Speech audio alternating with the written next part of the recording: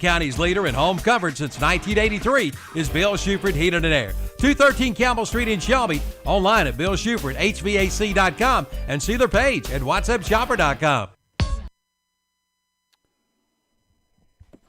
Good evening and welcome into high school football here at Shelby High School. Brent, Pasco, and Jeff Jones bringing you Shelby and Polk County. It's the second round of the State 2A playoffs. Shelby hosting tonight. Jeff, it's good to be back together for the playoffs here at Shelby. It sure is, and it's really interesting that we're now talking about the 2A or the 3A playoffs. There's no subdividing anymore, and we've got a really interesting matchup tonight.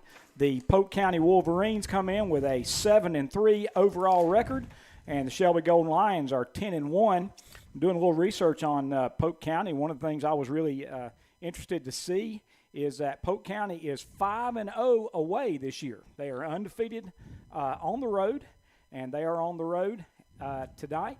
They also have a stronger strength of schedule than the Golden Lions, and that's unusual. Generally, by the time Shelby's in the playoffs, they are, until they get to the semifinals or the finals, they're generally going up against somebody with a much lower strength of schedule. But Polk County is got, according to the Simmons ratings, they have the 12th toughest strength of schedule in the 2A, and Shelby has the 20th in 2A. But Shelby is a 26-point favorite according to the Simmons ratings. Well, one thing that stands out to me as I look at Coach Bruce Ollis's team, the schedule is their three losses stand out. Salisbury, state champs. Hendersonville went to the Western Final last year, put Shelby out. And Chase, who we all know is having a terrific year, has McCombs at running back, and those are their three losses. So really three teams still in the playoffs, three teams that could potentially go really deep in the playoffs, if not all the way. And so that 7-3 record looks pretty good when you look at that. This is true. That their three losses, Salisbury is 10-0, Hendersonville is 9-1, and Chase is 10-1. And so they played, and that's why they have such a strong strength of schedule. Now Shelby can look at the fact that they have defeated Crest, who's 8-2. They defeated Burns, who's 8-3. They defeated East Gaston, who's 7-4. They defeated Kings Mountain, who's 9-2, and AC Reynolds, who's 7-4. And their only loss was to Rock Hill South Point. And due to COVID, South Point has only played 9 games this year, but they're 8-1. Wow. So, pretty good schedule for both teams with a slight edge to Polk County. 7-3 Shelby, of course, 10-1. That one loss being to an out-of-state opponent, South Point from Rock Hill, South Carolina. That game was the third game of the season for Shelby right here at Blount Memorial Stadium, a game where Shelby trailed big, Jeff, and made a really big comeback. They were down, I think, at one point almost 30-something points, and they got within 7 with the football at one point, and ultimately lost 51-37. They did, and when they ended up losing by 14, but they got the ball deep in their territory with about 2.5 minutes left in the ball game, and they had fourth down on about their 20-25-yard line, and I always like to see what a football coach does at that point, because if you punt, you're saying, okay, we're going to lose the game, but we're only going to lose by 7. If you go for it, you have the chance of making it and maybe coming back to win the game. But if you don't make it, you end up losing by 14, and that's what Shelby did. And I really like it when coaches are trying to win the game, and that's what Shelby did. They didn't succeed that night, but they have succeeded since then. They've now won 8 games in a row. Polk County's won 3 games in a row. And so both teams are coming in off big victories last week.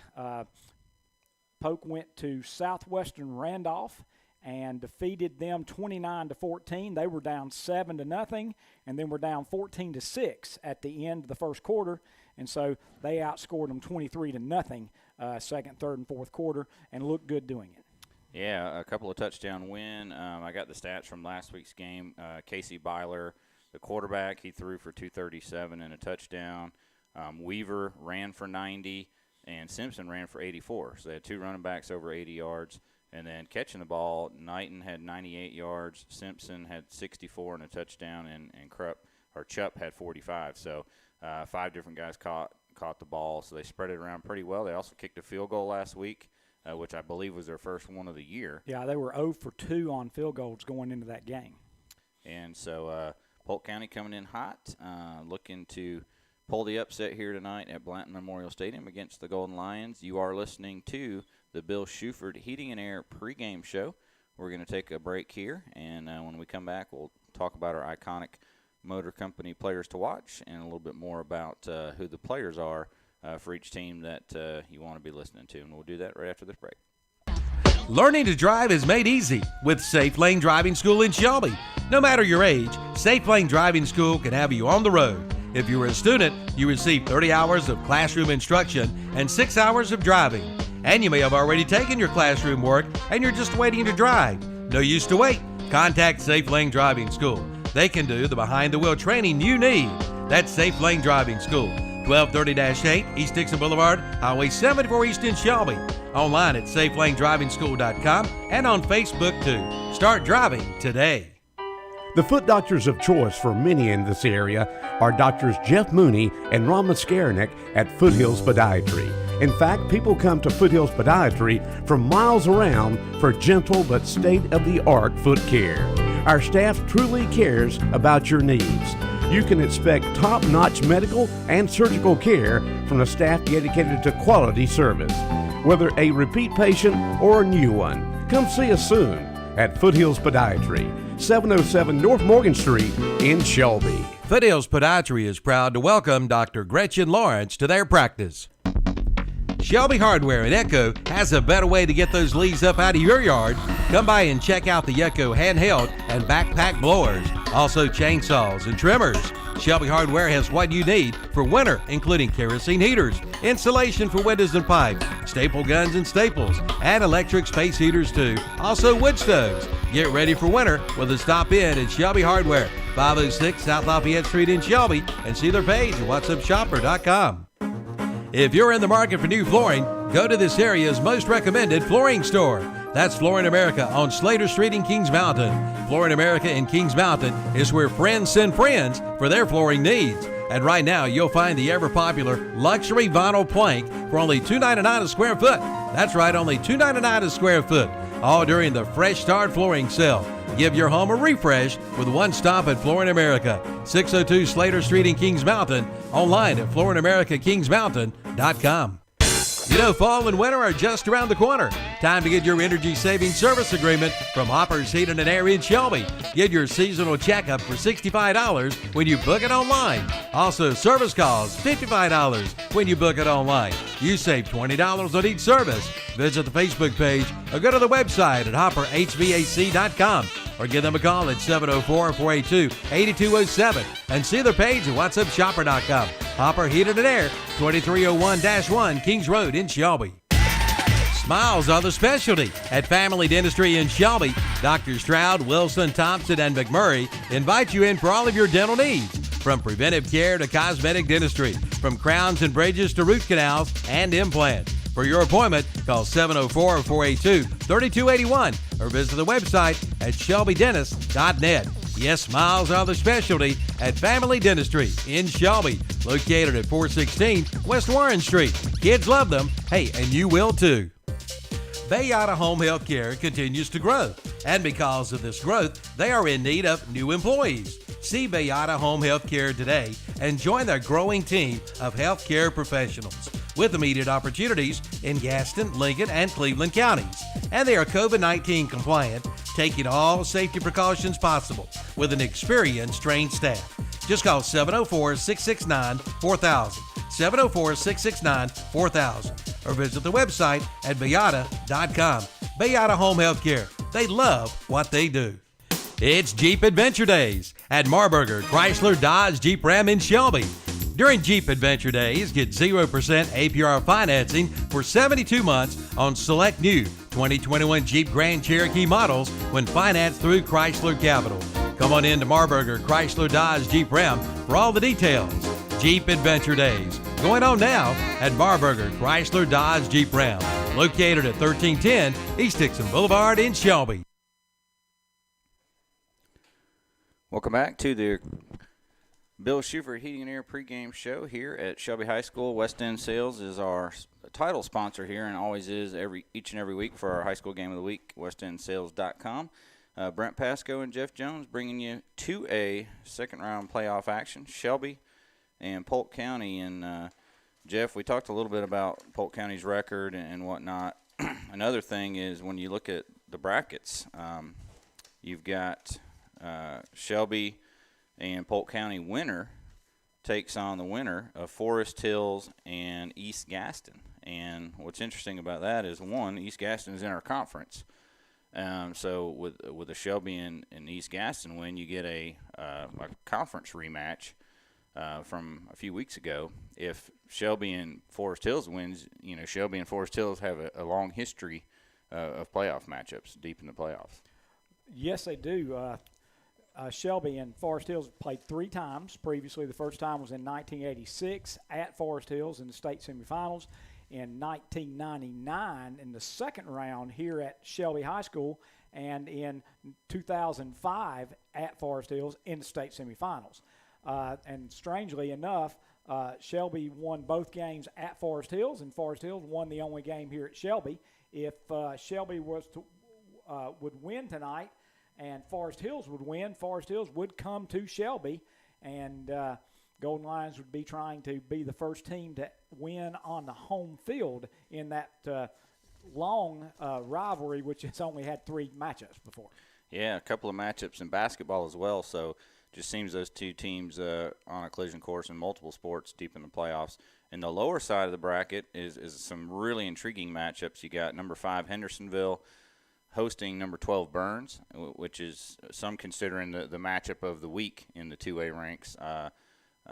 For sure. And then right below that, number 13 Chase visits number 4 Reedsville. And you almost got to say that lower half of the bracket, all 4 of those teams have the types of records and teams that you could see in a state final or a Western final, but only one team can emerge from that side of the bracket. That's true, and that's a tough bracket. And, you wonder how physical those games are going to be. I know that one of the years that we did the full year of Shelby was it 2018 when Shelby, or 2017 when Shelby was had won all those state championships in a row, and then they ended up losing to South Point, and then had to go into the much more difficult bracket, and they got out of that bracket to play at High Brighton in the semifinals, but they were physically beaten down and lost a tough game to High Brighton. And so you wonder, the team that comes out of that lower end of the bracket, how beat down will they be, because it's like every week they've had to play a really good team. Yeah, it's going to be interesting to see who comes out of that, and if they can come out healthy and ready to play in round 4. But a couple of games away from that for sure. Talking about some of the players in this matchup, we mentioned last week some of the key players for Polk County, which these guys, a lot of them are going both ways, Jeff. I think when you look down the starting lineups, you found about 7. Yeah, 7 guys that are playing both offense and defense. And so the question is, can they hang in? And if they do hang in, will they be able to hang in for all 4 quarters? Golden Lions definitely have an advantage when it comes to number of players. But Polk's got some really good statistics. They have about 15 interceptions for the year. And they had 2 interceptions Friday night, and those were really important interceptions. And, Shelby has, for the most part, avoided interceptions with exception of that one game. And so that's why, one of my players to watch is definitely for Shelby going to be is going to be quarterback Dalen Lee, because they are a real ball hawking defense, and Shelby's going to throw the ball, and they've got so many interceptions for the year, so that'd be my player to watch on the offensive side. Iconic Motor Company player to watch, Dalen Lee, and like you said, on the other side of the field for Polk County, they've got guys like Angus Weaver, the linebacker, leading tackler last week, had 12 tackles and a couple of sacks. And he has 20 tackles for loss for the year. So that's impressive. Then and Mac 7 is, sacks, excuse me. 7 sacks for the 7 year. sacks and 20 tackles for loss. So that's pretty impressive. Marcus Simpson, who will be at receiver as well, I believe, or at running back. He'll be one of the main running backs as well. So Simpson and Weaver, really, they're two of their leading tacklers, also playing, starting at running back. And then Green, I think, is one of those ball hawks in the defensive backfield, Keandre Green. Yeah, he's got 7 sacks, so they bring him on a blitz from the outside. But then he's also got 3 interceptions. So he's got 3 interceptions. Simpson's has 2 interceptions. Twitty has 2 interceptions. So they've spread the interceptions among quite a few people, and Dayton has 2 interceptions. So like I said, they are a ball hawking team. They, in the couple of games that I've seen them on film, they've run press coverage with no free safety, which means that if you run past that corner, you've got a big play. And they've done a great job, and the reason they could get by doing that is they put such pressure on the quarterback. And so it'll be interesting to see, will they try to do that, or will they drop back into a zone? They were about half and half in their ball game Friday night, press coverage, man with no free safety, and then backed into a zone. And I think that really confused the Southwestern quarterback. Well, when you look at the offensive side of the ball for the Wolverines, you've got, as I said, Angus Weaver. He's the leading rusher. He's got 1,096 yards and 11 touchdowns in 10 games, so averaging over 100 yards a game. He gets the lion's share of the carries, 162 carries. Their second most carries from a running back is Marcus Simpson with 39 carries. And so, it's going to be Weaver, and then occasionally you'll see a Simpson or a Stephen Chupp or Carlin McIntyre get a carry. Passing, Byler is 99 of 182. It's a 54% completion clip. He's got 13 touchdowns against 4 interceptions, and he's thrown for 1,301 yards on the season. And his favorite receivers are Antonio Simpson, who's got 30 catches, 426 yards, 4 TDs. Stephen Chupp, 27 catches for 348 and a couple of touchdowns. And then you were mentioning the tight end, Jacob Knighton, with 16 catches, 311 yards, but 4 of those 16 catches are for touchdowns. And you said he had a big game last week. Yeah, he had a big game Friday night, past Friday night, because they would get him across the middle, and it'll be interesting to see how well Shelby is able to cover him. And they'll either have to have a linebacker on him man to man, or they'll have to do a good job dropping into a deep drop so that he doesn't have that wide open middle to run into. He's also the fullback. They can get under center, and he's the fullback when they do that a lot of times. But then when they're in the shotgun and they're in a normal shotgun with a running back to one side, but they're also in the pistol a good bit with a running back about 3 yards behind the quarterback. And I was impressed that they did a lot of misdirection and a lot of passes off the misdirection. So Shelby's going to have a good night defensively, paying attention and taking care of their assignments. Well, with that in mind, I'm going to go with my iconic motor company player to watch defensively. I'm going to go Malachi Hamrick. He missed last week's game with a minor injury, probably a little precautionary, trying to let some minor injury heal. But I think he's going to be effective both in that passing coverage as well as rushing the passer. And with his speed, I like his chances getting side to side and making some tackles on some of these plays where they stretch the field. So going with Malachi Hamrick on defense, Dalen Lee on offense as our iconic motor company. Players to watch tonight. Again, our title sponsor, West End Sales. And this is our Bill Shuford Heating and Air pregame show. We're going to take another break, and we'll come back and talk about the Shelby High Golden Lions and what they have to do to pull out a victory tonight. Back in just a few minutes. Is your car's windshield cracking you up? If so, you need to see the windshield doctor. That's Carolina Auto Glass at 408 South Post Road in Shelby. Carolina Auto Glass can handle all of your insurance claims. Shop local, deal with Carolina Auto Glass. They do free estimates on site. Just call 704-480-1885 for Carolina Auto Glass. located at 408 South Post Road in Shelby. Open Monday through Friday, 8 to 5, where you get safety and satisfaction. Online at CarolinaAutoGlass.net and see their page at WhatsAppShopper.com. It's time to get intimidated with the new Intimidator 4x4 utility vehicle from Weston Sales in Vail.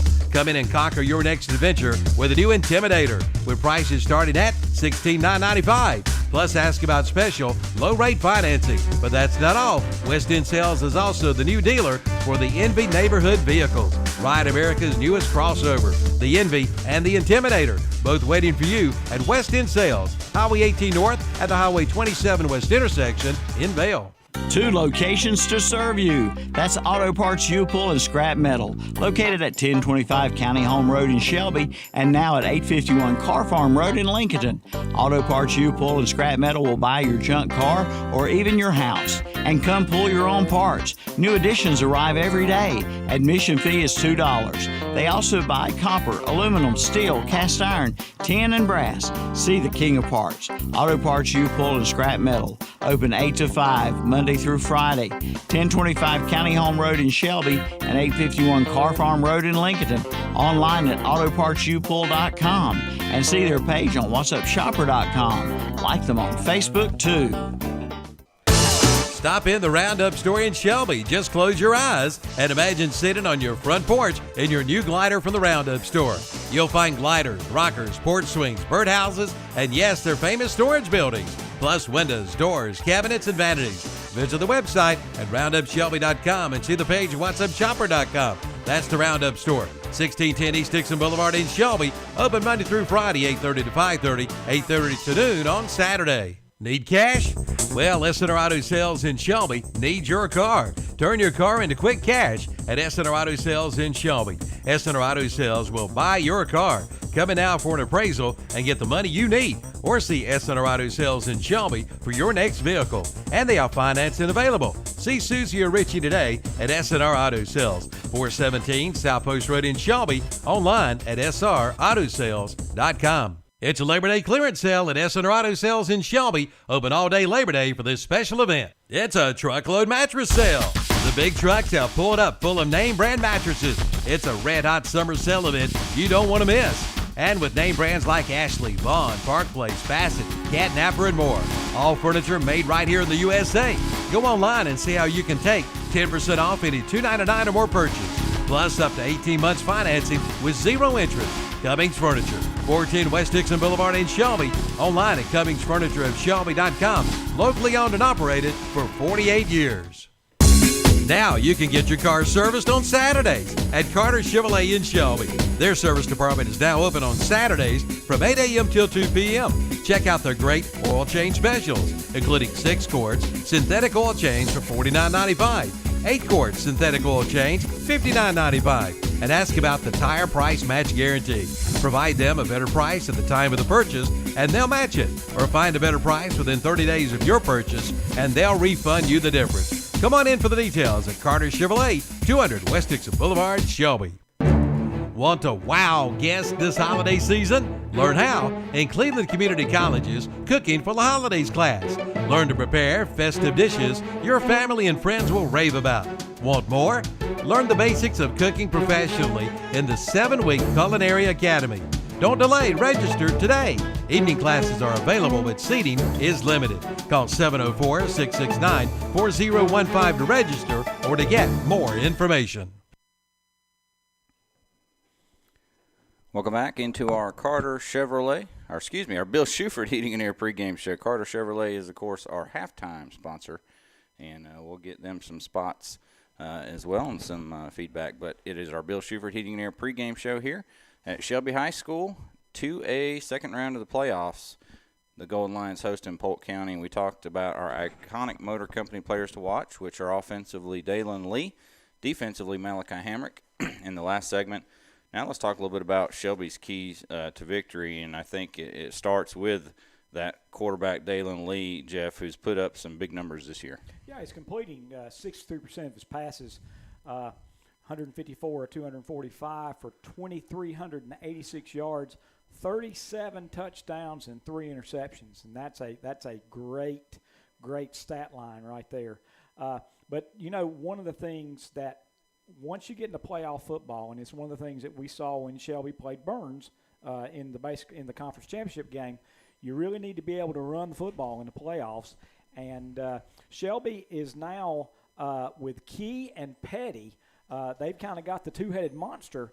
And so Key's got 490 yards rushing. Petty has 515 yards. So when you put those two guys together, that's 1,000 yards. So you got a 1,000-yard rusher. It's just two different guys that are doing it. And they've got 12 touchdowns between them. And Key averages 6.4 yards per carry, and Petty averages 7 yards a carry. And so you can live with that. And that's one of the things that if Shelby runs the ball well, then teams can't tee off and bring everybody, and that's one of the keys, because I mentioned the three guys that have so many sacks and tackles for loss for Polk County. You got to keep those guys from trying to get upfield by running the ball effectively, and so that'll be a key to the game for Shelby to run the ball well, because if you run the ball well, that takes a little bit of pressure off the offensive line, because you don't see quite as many exotic blitzes.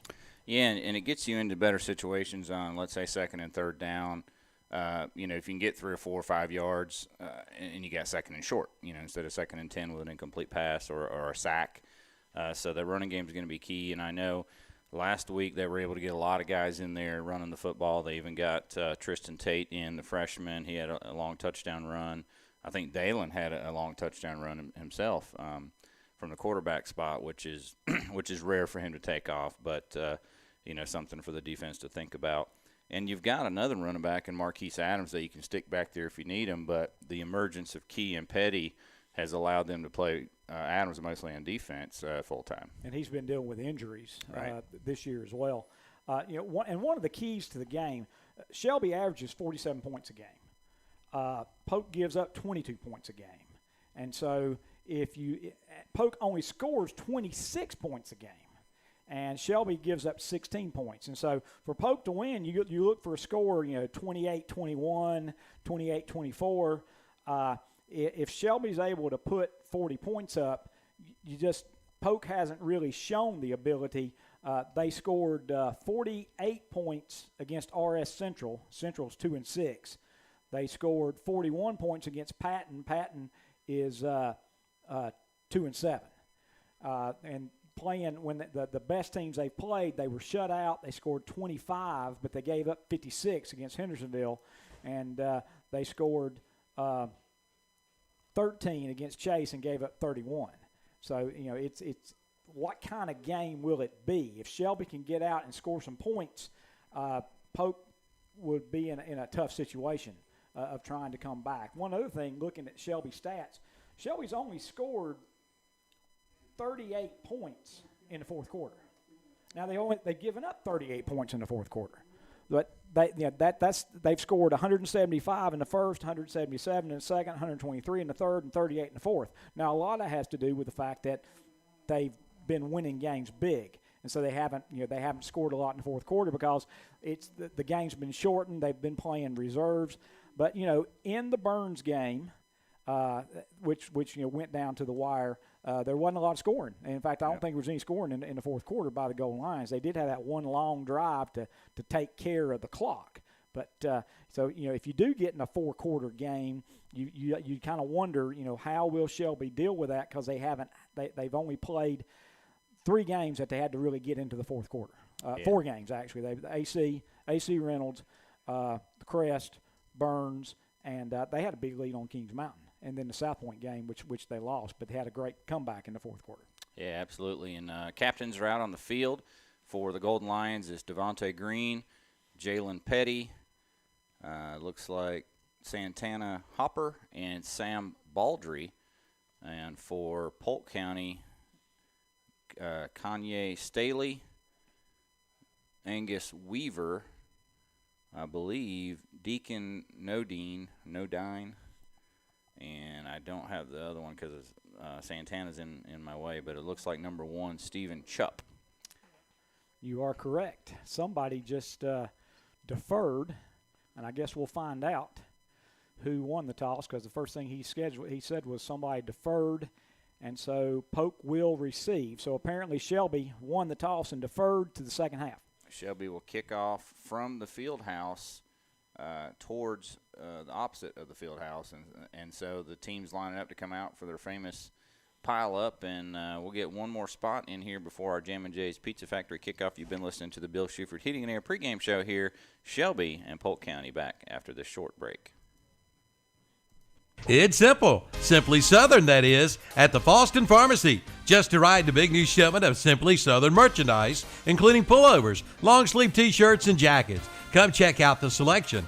And don't forget to get your flu shot at both the Fallston Pharmacy and Medical Center Pharmacy in Cherryville. And use their convenient drive-through windows. The Fallston Pharmacy, Highway 18 North in Fallston, and Medical Center Pharmacy, 607 East Academy Street in Cherryville. Who shops at Putnam Distributors in Patterson Springs? Professional mechanics, shade tree mechanics, do-it-yourselfers, farmers, truckers, industries, and maybe you should too. They have a knowledgeable and friendly parts counter staff that'll be more than happy to help. Putnam Distributors is located in downtown Patterson Springs, just 5 minutes from the Shelby city limits. Go south on Highway 226 or Highway 180 and follow the signs. Putnam's prices are low on everything for everybody. Call them at 704-487-9395. It's in the phone book. Or try them at PutnamDistributors.com. It's time to get your lawn ready for winter weather. It's time to head to Hojo Power Sports and Equipment in Shelby for a brand new Z-Turf Aerator, now in stock and ready to roll. Also check out the lines of Red Max, Husqvarna, and Shindama trimmers, blowers, and chainsaws, plus Ferris, Snapper Pro, Simplicity, Walker, and Hustler mowers. That's Hojo Power Sports and Equipment, 110 Grigg Street off South Lafayette Street in Shelby, online at hojopower.net. All right, we're back for 2A playoff action. We're just about ready for our Jammin' Jay's Pizza Factory kickoff. That's going to do it for our Bill Shuford Heating and Air pregame show. Jeff, it's Berkowitz. Jack Berkowitz has it teed up right there on the 40 for a Jammin' Jay Pizza Factory kickoff back deep. Berkowitz has done a great job with his kickoffs this year. And last week I was at the Shelby game, and it was really cold, and that was the first time he wasn't able to get good depth on his kickoff. So let's see how he does tonight. It's still a little chilly, but not like it was last week. And here we go, foot to leather. Good and kick. This is a good kick, taken at about the 7 by Chupp. He's across the 20, and he's got a slight hole. And he's out to about the 31, and Polk will start there. Good return by Polk County. So they'll start dead in the middle of the field on the 31-yard line. Of course, they're led by Byler, the quarterback, and let's see who's going to be behind him. My guess is Weaver, number 5, will be the feature back, as always. Golden Lions come out with their 4-man front. Hopper, Boyce, Allen, and Pierce, and one of the best front fours in any classification. Shotgun and handoff around the side to Chupp, and he doesn't have much room. I think Hamrick with the tackle. Yeah, he did a great job of picking up 3 yards after contact. Shelby did an excellent job of shutting down the edge and then bringing him back inside. And then once we hit him at about the 31, he kept his feet moving and picked up 3 yards. So nice bit of coming back to the inside and cutting it back. Hamrick with the tackle, but it's now 2nd down and 7, and that was Chupp out at wide receiver coming in motion and getting the handoff. And so he's in the slot now, and they've got a 4-receiver set, 2 left, 2 right, ball near the right hash. And is that looks like a pistol, and it's going to be a pass play out in the flat, wide open and completed, and fighting for first down yardage and right at the sticks. It's going to be really close. And that's 11, Knighton, the tight end we talked about. Yep, and he's done a really nice job. Shelby was in man coverage, had no free safety that time, and they do get the first down. So first down for Polk County. He got just what he needed, which was 7, and somehow he was wide open out there in the flat. And don't know if that was a missed assignment or what, but Byler found him. 1st and 10. Wolverines at the 41-yard line. Polk County does huddle up, and so it's unusual to run into a team nowadays that does huddle. So Polk wants to run some clock. They're already down to 6 seconds left on the play clock. And it's going to be a pitch back to Weaver and closing quickly after a couple-yard gain. And I didn't see who was on the tackle. I think it was Allen. I think it was Allen. And, I wonder in a way that if Polk ran that because Owen got a little bit of traction running the option last week. One of the big differences, though, when it's just the double option, it's a little bit easier to take care of that than when it is the true triple option, which is what was giving Shelby a little bit of difficulty last week. Just a 1-yard pickup, so 2nd down and 9. And now you've got under center is Byler. And he's going to hand it off to the running back who's just really carrying tacklers forward for a gain of about 6. Yeah, he ended up with a 5-yard gain. And, again, he was hit about 1 yard upfield. And so really nice, hard run that time. And was that's number 5 again, yep. Weaver? Weaver, that's going to bring up a 3rd down and 4. It's going to be a little bit of a long 4 as he didn't quite get to the 47. He's got to get to the Shelby 49 for the 1st down, and it could be 4-down territory as they're nearing midfield. They do have an H-back in there who goes in motion and roll out for Byler. Now he plants. He's going to throw it, and he's got a man open. It's complete for the 1st down. He found Antonio Simpson. And the ball's going to be at the Shelby 47. So that's a gain of 6 on 3rd and 4. Really nice, very impressive drive thus far by the Wolverines. 2 first downs. They've held the ball now for over 3 minutes of this first quarter. And you really couldn't pick a better start for Coach Bruce Ollis. Now, this is somewhat reminiscent of the way Burns started the first time they had the football 2 weeks ago against Shelby. Yeah, it is, and let's see if Shelby's defense can get a good 1st down play to get Polk kind of behind the sticks a little bit. Under center, handoff to Weaver around the left side, and he is stood up after a short gain, maybe a yard. Of course, that's what Shelby did.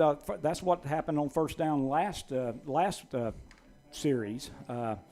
1 yard gain got him to 2nd and 9, then he picked up 5 on the next play. So, again, Polk County huddling up. Running the clock. Tackle was Sam Baldry that time for a 1 yard gain. So 2nd and 9 at the Shelby 46. But 7:57 left in the first quarter. No score on this opening drive of the football game. Receivers wide. High snap. Byler gets it, and it's nearly picked off. It's hit up in the air by Drew Hollifield, and, boy, that hung up there a long time. That almost a pick 6. Well, it was really interesting because Drew started over here on the left side, and then he realized he was in the wrong place, so he ran back across the formation and I think was still running to the right when the ball was snapped, and that put him in an interesting position. I don't think the quarterback could see him, and then he flew out into the area, and it hit him right in the face mask, and he did a nice job of getting lined up correctly. So now we've got Polk County in 3rd down and 9, and this is the most difficult situation they've been in thus far. But again, we're down to 7:45 left. That's the first incomplete pass for the night. Yep, 2 for 3 for Byler, and now 3rd and 9, shotgun. Everybody on the right side. He's looking back left. He's got the screen set up to Chuck, but he got so much pressure from Hamrick, he had to get rid of it too early, and it is incomplete. Yeah, I think it's difficult to prepare for the speed of Shelby's front. And that's why I was interested to see how much misdirection that Polk ran last week. And I really think we'll see a lot of kind of the waggle pass that they ran, a couple of reverses. Got to do some things to try to slow that Shelby speed down.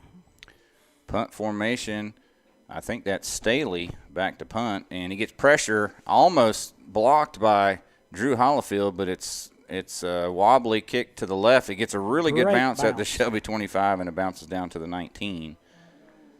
And Staley does a good job to get that one off and to get a good roll. Yeah, it's going to be a 27-yard punt with no return, but Shelby will now start it with 7:36 remaining in the first quarter. At their own 19-yard line, so pin back pretty deep in their own territory, Dalen, Lee, and company, and they come out with an empty backfield. They've got 5 receivers, 4 left, including Jalen Petty in the slot. And now Polk is kind of scrambling to get enough DBs out there, and Lee's going to throw on first down. He's going over the middle. He's got Luke Williams, and that's a first down out across the 45. Nice throw and catch. Yeah, it was great. Shelby came out in empty. Polk decided they weren't about to try to run man against that, and so they got into a zone, and that just gave about 3 really nice areas for receivers to run. And he picked up Luke. Great catch. Good run. 1st and 10. Quickly, the running game and no go. Shelby's going to lose a yard on that play. That was Jalen Petty. That previous pass went for 28 yards. And number 52, Kanye Staley, was in on the tackle. That would be his 10th tackle for loss for the season. 2nd and 11 for Shelby. 2 receivers right, 2 left. The ball near the left hash. Petty stays in at running back, and Lee's looking to the sideline. Now Petty switches sides, and the defense does as well. 3-man front. And Lee will throw. He's got time. He's airing it out down the right side. He's got a man open. It's caught, and that's Jakeith Hamilton. He's still in bounds, 15-10, and throwing out of bounds inside the 10. Another first down for Shelby, and this is going to be 1st and goal. And those first downs, I want to make sure that we give credit. Those are CSI Mechanical first downs. That's 2 first downs for Polk, 2 first downs for Shelby. That Shelby is 1st and goal on the 7-yard line. 6:25 left in the first quarter, no score. Big play to Hamilton there. And let's see what Shelby does here on first down. They got Sam Baldry in at the H-back. They hand it to Petty behind. Baldry, he's inside the 5, plowing towards the goal line. He's going to be short. Inside the 1, I do believe. That was a nice push that time. And it looks like the heavy package is coming in for the Golden Lions now. 2nd and goal on the 1-yard line. So nice run there. Now they bring in Baldry. They've got T.J. Griffin. They've got Hopper and Allen. So pick your person. Drew Hollifield, low snap, and he's going to be hit shy of the first down. The ball's on the ground, and Polk says they've got it. Let's see. Shelby's asking for a touchdown, but they are surely signaling that he was stopped at the 1. So apparently he was down because the ball was loose in the end zone. Yeah, the ball was loose, and they say he was down on the play, so we're going to say no gain. So 3rd and goal. It's actually just outside the 1-yard line. And there goes Hollifield again, and this time he plows into the end zone for the touchdown from a 1.5 yards out, and Shelby takes a 6-0 lead on our No Malarkey Mr. Sparky scoreboard with 5:06 to go here in the first quarter. Drew Hollifield, 1-yard touchdown run. And on for the PAT is Berkowitz with Luke Williams to hold. He had that 29-yard reception on that drive.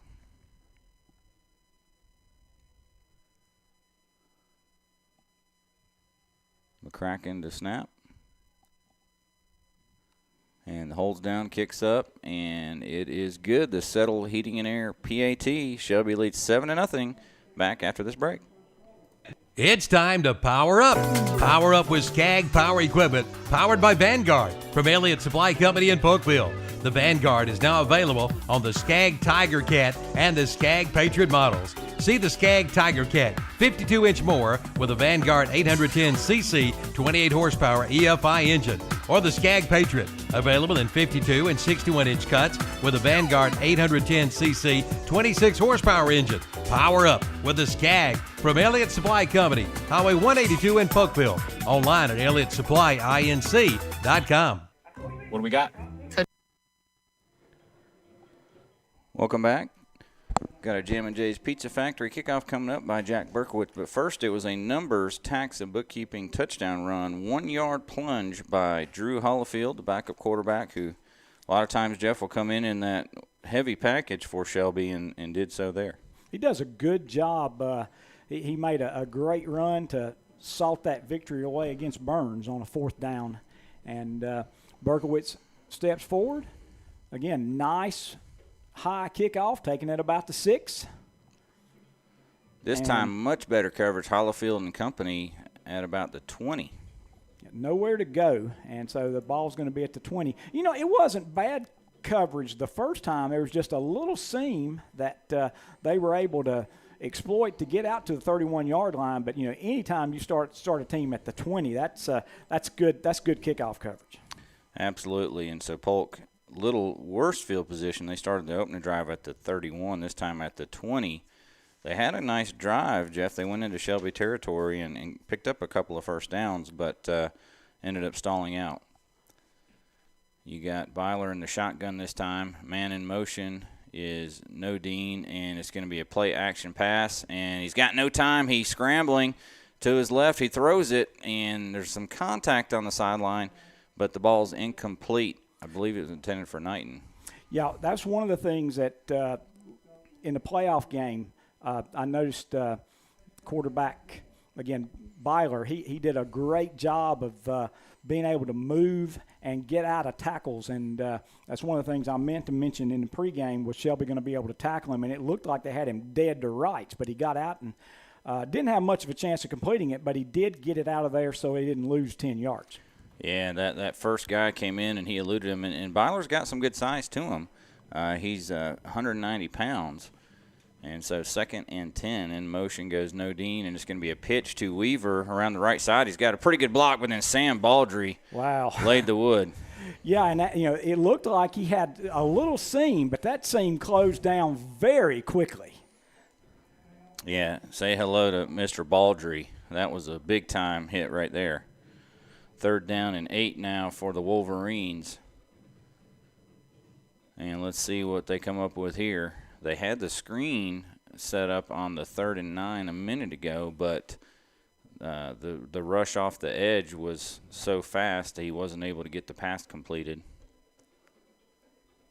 Shelby going with a 3 linebacker set with Hollifield, Baldry, and Hamrick, and now we have a timeout taken. So we'll take it here with 4:04 to go first quarter. Shelby 7, Polk County 0. Back after this. Code 27, freezer failure. Sounds like a cold case. The freezer's not freezing, and Timmy's party's today. What's with the igloo? Can't have a pool party without popsicles, right, honey? I'll check the breaker. Here's your problem. Fried circuit. Best not to overload your outlets. All set. You don't have to put up with any malarkey. Call 888-8-SPARKY. Welcome back. After the timeout from No Malarkey Mr. Sparky of Cherryville, the score on the No Malarkey Mr. Sparky scoreboard is 7-0. Golden Lions lead the Wolverines here at Blount Memorial Stadium, and 3rd down and 8 for the Wolverines. And, you know, Polk has to be happy, you know, that they've held on to the football, but you've got to score when you hold on to the football. So, I mean, they've held it the majority of the time. Shelby's had the ball for 2 minutes and 30 seconds this whole first quarter, but they lead 7-0. And there's the snap, and it's a counter play. Ball's loose on the ground. I think that Polk got it back. That was a little counter play, and I told you I was really looking for them to do some of that counter action, and that was number 1. Stephen Chupp, and he picked up a couple of yards, but he fumbled the ball and got back on it. So that's going to bring it 4th and 5. We're down to 3:37 left here in the first quarter.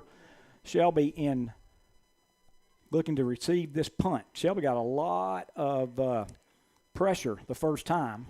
Now it's a low-angled kick towards the Polk sideline, but again, a huge roll, Jeff, down inside the 40. Yeah. Staley doing the punting for Polk County. Shelby will take over at their 39-yard line with a 7-0 lead. Tell you, they were able to get some big pass plays on the opening drive. They had a 29-yard pass play to Luke Williams on the first play from scrimmage, and then a 45-yard pass to Jakeith Hamilton that went down and gave him 1st and goal at the 7. So, again, Shelby in the empty set. Polk back in a zone, so you got lots of areas to throw the football. And Lee's going back through the seam. He's got Williams again at the 40, 35, 30, 25, 20, 15. He's going all the way. Touchdown. Luke Williams for 61 yards from Dalen Lee. And I tell you, Williams is more the third down receiver, Jeff, but he's got some speed. If you remember a couple of weeks ago, Burns had blocked a field goal right before the half where the ball was blocked but went straight up in the air, and the Burns guy caught it almost in full speed heading the other way. And Williams, who was the holder, gets up and runs him down from behind. Yeah, that was the first time I realized what kind of speed Luke had, and he showed it again on that one. That was a catch that he just took it to the house. He ran past two guys after making that catch. So with 3:03 left, Shelby leads 13-0, looking to add the point after touchdown, and Polk is offsides. And I kind of hate that they stopped that because he had stopped, and Shelby could have gone ahead and kicked that. But as it goes, Shelby's going to decline that penalty. And a lot of people ask, why do you decline that penalty? It's strange, but Brent, it's almost harder to kick from 18 than from 20. Can you explain that to the guys listening? Well, everything just feels different. You're used to having that ball right on that line, and now it's not. And sometimes he's using that line as a plant for his foot, and there's a good snap. Kicks up, and Berkowitz is perfect. 14-0, Shelby on the No Malarkey Mr. Sparky scoreboard. Back after this message from our sponsors. Not one, but two big trucks have backed up and unloaded entire truckloads of scratch and dented appliances at Hendrick Appliance and Mattress Center in Shelby. Now these trucks are packed, nose to tail, side to side, with scratch and dented appliances. Come on in now and buy. Do not wait till Black Friday because they will be gone. The truckload appliance sale is going on now at Hendrick Appliance and Mattress Center, 1241 East Dixon Boulevard in Shelby. On the right going down, on the left coming up. The numbers, tax, and bookkeeping touchdown. How about a one-play, 61-yard drive, a pass to Luke Williams from Dalen Lee, and Williams caught it at the 40 and then outraced the defense down the sideline for a 61-yard touchdown. And the Settle Heating and Air PAT by Jack Berkowitz was good, and now a Jammin' Jay's Pizza Factory kickoff for Berkowitz. Again, back to about the 6-yard line. And it's Chupp again, and he's in a crowd and gets out across the 30, running hard now, almost out to the 35, maybe the 34. Yeah, Chubb is, Chubb took that first kickoff back, and then the third kickoff, and Chubb just did a better job of finding that small hole in the middle. Again, so Shelby stops him at the 34. So Shelby's had the ball twice, 2 minutes and 30 seconds and 14 seconds. And they lead 14-0 here with 2:51 left here in the first quarter on the No Malarkey Mr. Sparky scoreboard. And Polk needs to get some points now. And you mentioned they're not a team that can get way behind and come back with their offense. So this is a big drive for them. Byler to throw on first down. It looked like he had Simpson open, but way overshot him, and a late flag comes in. I think it might be a late hit on Shelby Golden Lions. Yep, going to be a personal foul, roughing the passer. First penalty that was accepted tonight. And that's a first down via penalty in a 15-yard variety on Shelby.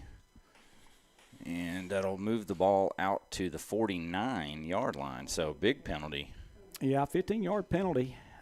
Good field position to start with. And I said, Polk needed to score, and that's a good way to get on their way, already up near midfield. They got into Shelby territory the first time they had the ball when Shelby stopped them. So let's see if the Golden Lions can do it again. 1st and 10 to Polk County 49, under center this time. And Weaver behind him, and it's going to be a handoff to Weaver, who may have got a half a yard, maybe a yard. Yep, they're going to get to the 50. Now, the thing is, they'll do that 2 or 3 times, and then they'll fake it and hand it to the slot back going around the end. And they got a lot of mileage out of that. And again, that's what I meant with a misdirection. somewhat reminiscent of the buck sweep. They don't pull the guards in front of it, though, so it's more of a true misdirection. So they did that a lot in their previous 2 games. 2 minutes and 10 seconds, clock running. Polk on their 50-yard line, 2nd down and 9. Shelby leads 14-0. Ball right in the middle there, right on the Lions' mouth. A hard count. Shelby twitches but doesn't go in the neutral zone, and now the snap, handoff to Weaver. And this time he cuts inside for a nice gain. T.J. Griffin gets him after a gain of 6, though. Yeah, we were there to make the play, and he spun out of it. And so that's a nice run. That's going to put it 3rd down and 3. When you're down by 14 and you hadn't had any answer for Shelby, I don't know if they'll punt if they get any yardage this time. Yeah, it's a good call here. 3rd and 3, ball at the Shelby 44. You can learn a lot about what they're thinking about by, do they run the ball here? Because if they're running the ball here, they're basically saying, we think we got 2 downs to get a 1st down. Shotgun for Byler. Shelby with a 4-man front and play action pass, and they were not on the same page, I think. Byler was expecting an out, and he ran an in curl, and ball was incomplete by about 6 yards. And I'd like to say that previous run was Knighton, the tight end, who came back and played fullback, Jeff. So not Weaver. It was Knighton, number 11. Well, they are in punt formation. In fact, they're in a polecat looking punt formation. So they got 7 guys to the left, all the way over next to their sideline. They've got a snapper and a quarterback, and it's just a strange looking formation. In motion, and it's going to be a handoff to Knighton around the right side, and I think he might have it. He's out of bounds, and I think where I'm looking, it looks like he might be a yard short. It's all according to where the spot is. They're giving him a pretty good spot. And I just can't see because it's right in front of the Shelby sideline. Yeah, he had to get to the 41, and it looks to me like it's short. At the 42. So Knighton, on kind of a weird, he went in motion all the way from the far side, and they snapped it to him as he was in motion, and he got to the sideline, Jeff, and he just needed 1 more yard. And, Shelby did a really nice job. They didn't get outflanked on that, and I wish I could have done a better job of trying to explain what it was. But good job by Shelby. So with 55.6 seconds left here in the first quarter, Shelby's going to have the ball, and it's the best field position at their 42-yard line. Handoff to Petty, I believe. He cuts it inside, then gets stood up, only gets a couple, maybe 3. Yeah, it may be 3 since he was just inside the 42. So it'll be 2nd down and 7, but even though they've had success throwing it, Jeff. The clock is not – okay, the clock just now started, so that was a free play. Kings Mountain 14, West Charlotte nothing. Try to keep you Hendersonville 13, Burns 7. Reedsville 14, Chase 6. And now Petty switches sides. He's to the left of Lee. In motion goes Bridges. Lee to throw. He's got all day. He's going up top. Bridges behind the defense. It's caught at the 15, and inside the 15 to about the 11 is Bridges, and that's another CSI Mechanical 1st down. Yeah, and, Dalen had time to read a book back there. What Polk did that time was they only brought 3. They dropped 8 back. But even if you're covering with 8, if the quarterback just sits there for days, somebody's going to get open, and they did. So 1st and 10 at the 11. Shelby already on the ball. Dalen back. Throws late, and it's caught, and I think it's in for the touchdown. Yeah, and I believe that's Bridges again. Let's see when he gets up. And that is Isaiah Bridges. So Bridges on the previous play gets a 44-yard catch down to the 11 and then follows it up with a 11-yard touchdown catch. And Shelby leads 20-0 on the last play of the first quarter. And so the PAT, the Settle Heating and Air PAT, will be the final play of the first quarter. Luke Williams to hold, as usual. Berkowitz to kick. And again, a flag comes down. I think there was a delay of game, actually a false start. False start. Somebody twitched. So now it'll be a 25-yard point after attempt.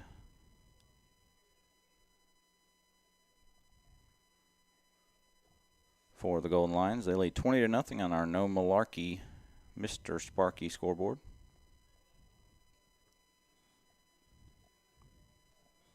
Now let's try the Settle Heating and Air PAT. Taking an awful lot of time. Play clock at 8. Good snap, good hold, low line drive kick, but it's through. And Shelby leads 21-0. We'll take a break after first quarter, and we'll be right back. Attention contractors. H&M Industries in Shelby sells wholesale.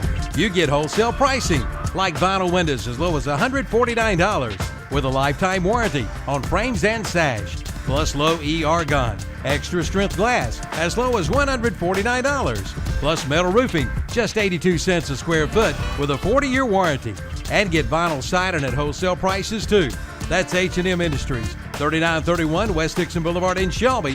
Call 704-734-9900 or visit the website at hmindustries.com. When it comes time to flooring for your home, don't gamble. It's not worth taking the chance. Come straight to Barrett's Floor Covering in Kings Mountain, where you'll feel like a winner. We could give you 21 reasons, but we don't have the time. See their selection of beautiful floors for your home, from vinyl to tile to carpet, and see the new Pure Bow flooring. If you can dream it, you can click it, and you'll love it. Yes, you'll hit the jackpot of savings at Barrett's Floor Covering, 150 Dixon School Road in Kings Mountain, and see their page at whatsupshopper.com. Jam & J's Pizza Factory coming up for Shelby. Jack Berkowitz with his fourth of Jam & J's Pizza Factory kickoff tonight. The numbers, tax, and bookkeeping touchdown, an 11-yard pass from Dalen Lee to Isaiah Bridges, and that's the second touchdown pass of the night for Lee. Shelby only has 3 first downs, but they got 3 touchdowns. So, interesting night. Kickoff fumbled at the 15, picked up, and then absolutely smashed at the 20. A flag comes out. Cannot understand what that flag is about unless they're gonna say helmet to helmet contact. But what you've got is the receiver ran up and the ball got out of his hands. He kind of kicked it. He reached down and picked it up, and by the time he picked it up, he got hit. So his helmet's down to begin with. Yep, and they did. They called a helmet to helmet 15-yard penalty on Shelby, and so that moves the ball out to the 36.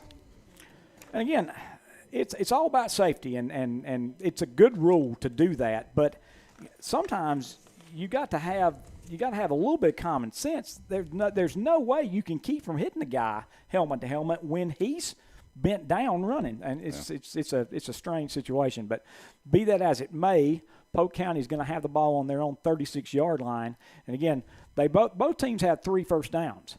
Shelby has 3 first downs, 3 touchdowns. Polk has 3 first downs, and that's it. So 21-0 here at the beginning of the second quarter. Shelby with a 5-man front, and it's going to be a play action. Byler goes up top, incomplete. They're going to get Shelby for pass interference. Yeah, and it's a good call, and what happened was he tripped. Yeah.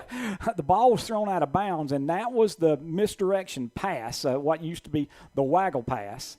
And so it's going to be another 15-yard penalty.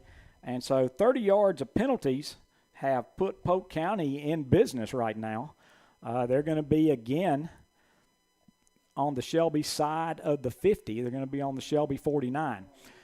And, again, both the calls were according to the rules. And that's the call just then was a good call. I mean, it's interference because he fell down and knocked the receiver down. So, Shelby is not guilty of stupid penalties. They've just been a little bit unfortunate on their penalties.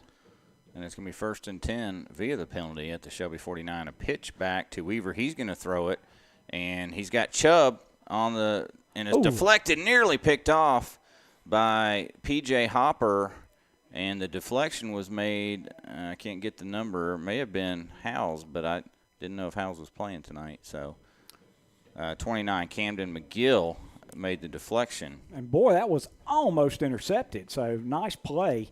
It was a well-designed play by Polk. Tossed it out to the best running back, and so you're really going to come up to try to make that stop. But Shelby did a good job of staying with the receiver. And Weaver is their backup quarterback, and he's thrown several passes, so it's a guy that can throw it too. So this time Weaver gets the handoff, nowhere to go, and was that Malachi or Santana Hopper? I think pick. Take your pick. And also Hollifield's in there as well.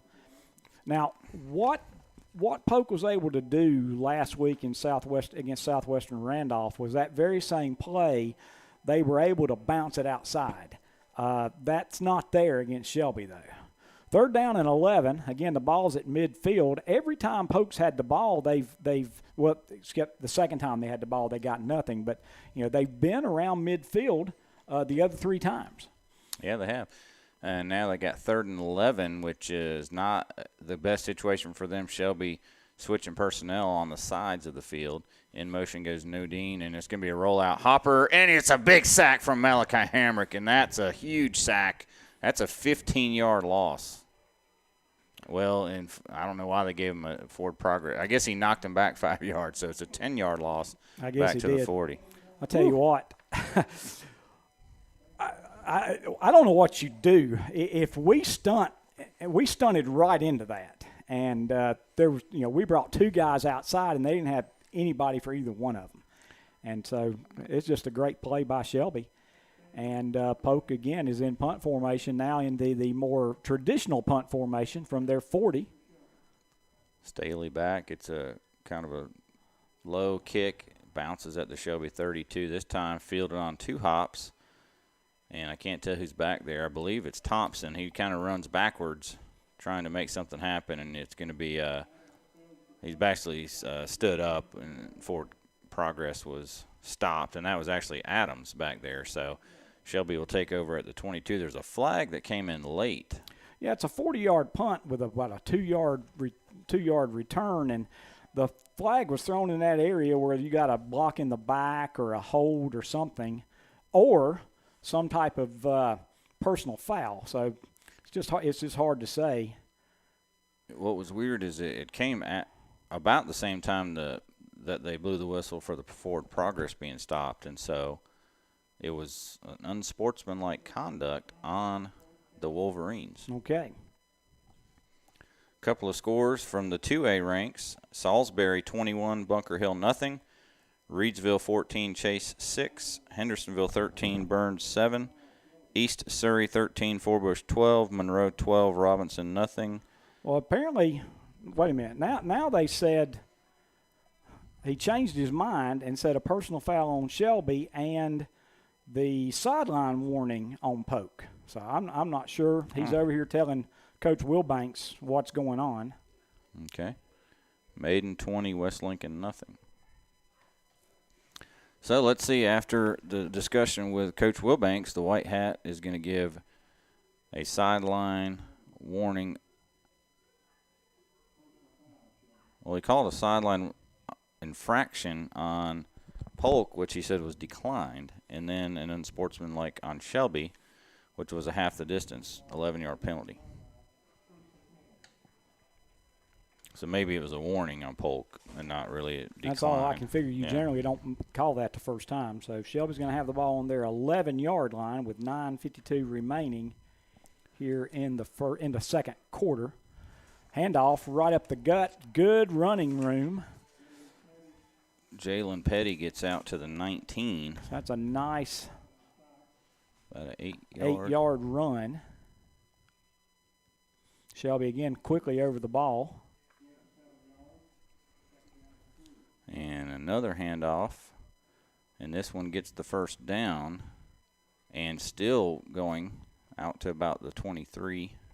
Now 52, Kanye Staley, who's one of their big dogs on the defensive line and offensive line. That time,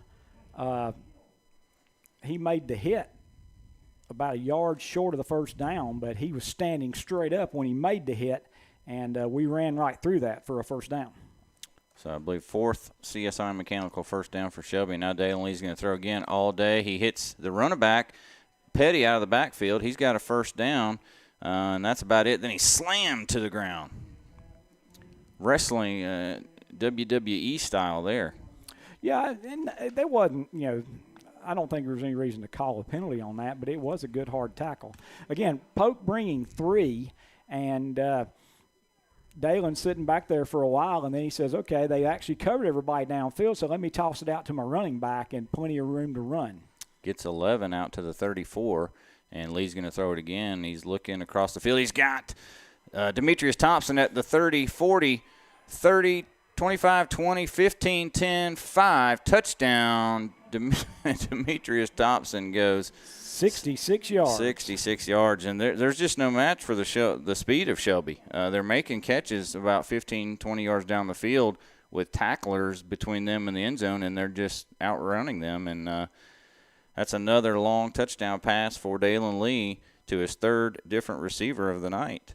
And Shelby's on the scoreboard once again, 27-0 with 8:30 to go here in the second quarter.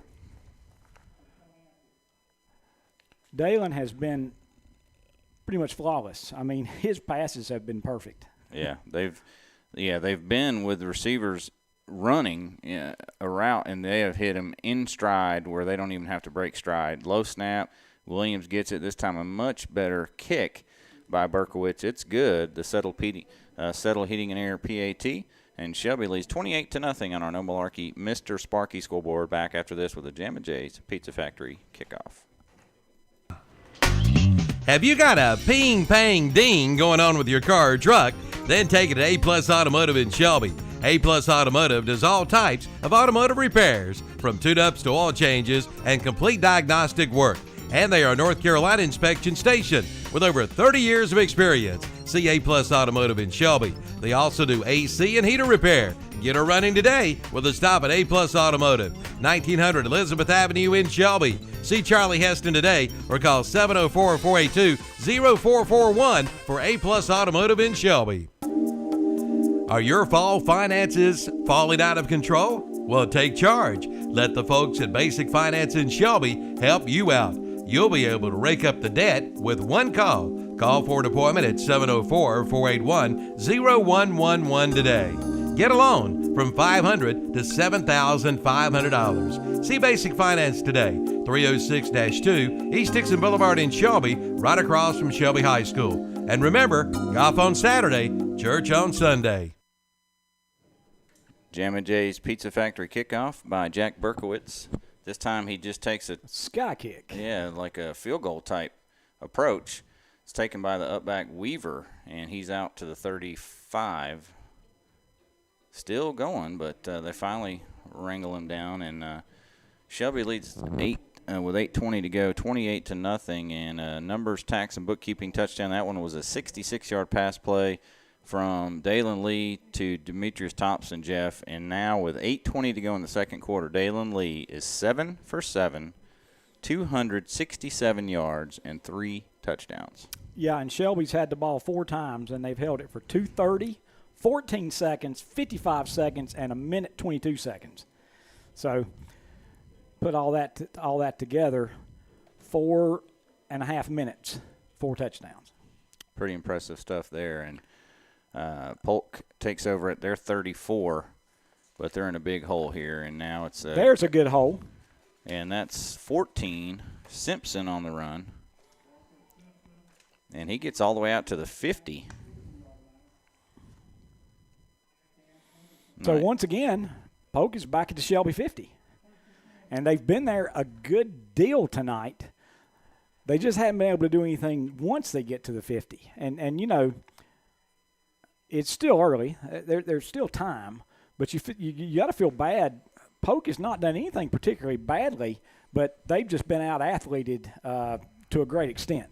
Yep, 1st and 10 from the 50. Hand off to Weaver. He bounces it to the outside. Now cuts it back inside. He's got 7, 8, 9, 10, He's 11. Have first down.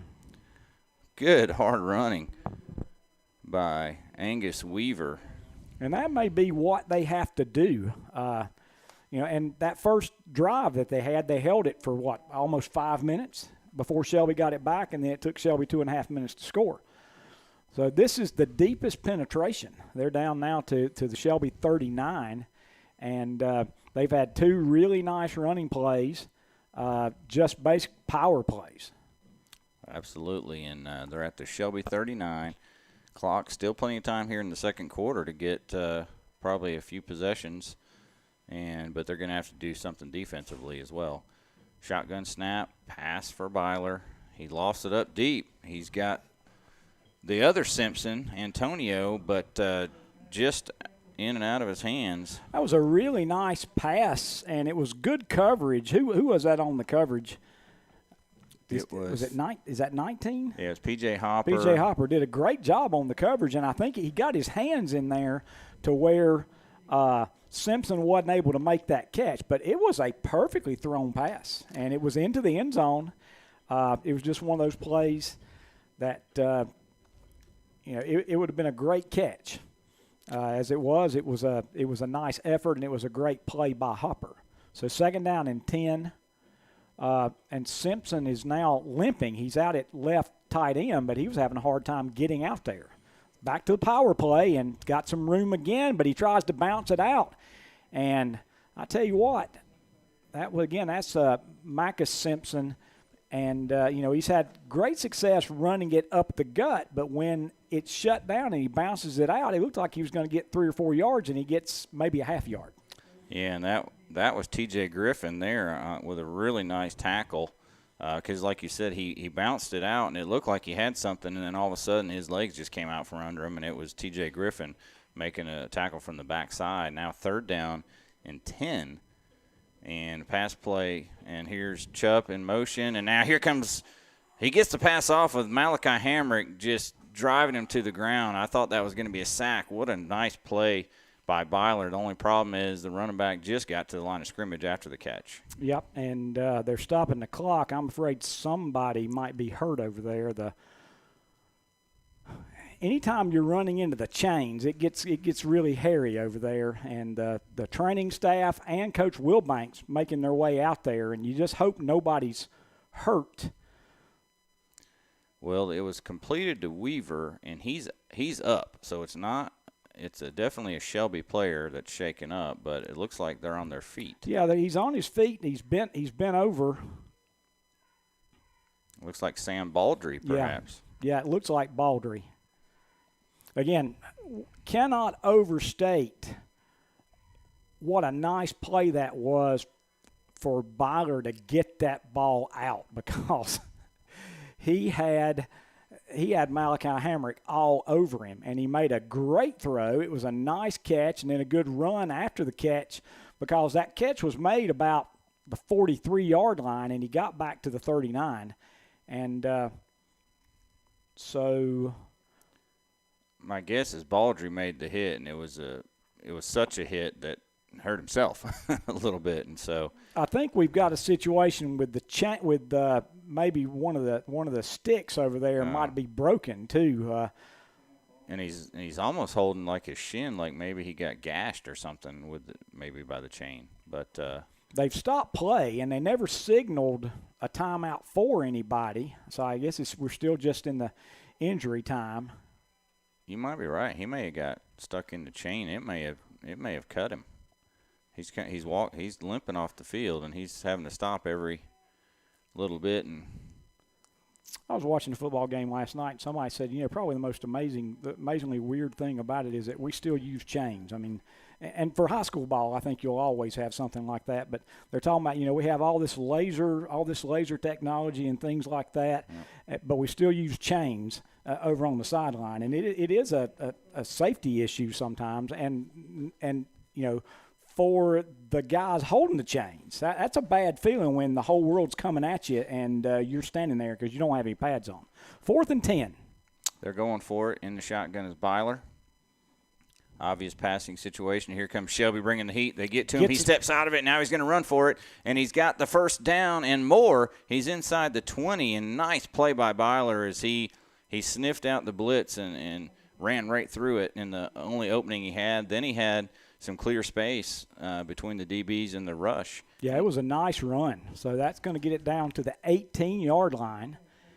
So we're down to 5:57 to go here in the first half, and Polk definitely the best drive that they've had thus far. They got this ball back with about 8:30 left, so they've held it for about 3 minutes, and they're deep in Shelby territory. At the 18, a 21-yard run by Byler. Now he's back under center.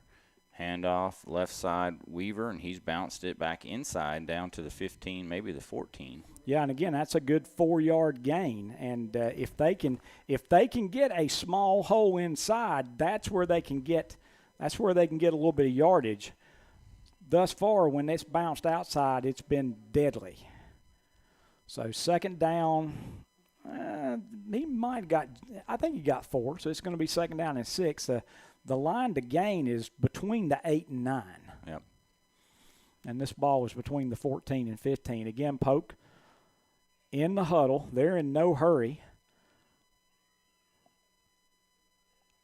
Clock at 4:48. Plenty of time still here in the second quarter.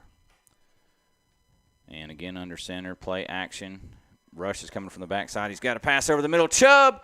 Great catch. Touchdown. If he's in, he is. And that's a nice pass there from Byler to Chubb. And Polk County's on the scoreboard with 4:34 to go here in the second quarter. They've cut it to 28-6 lead. And that was about a 14-yard pass play.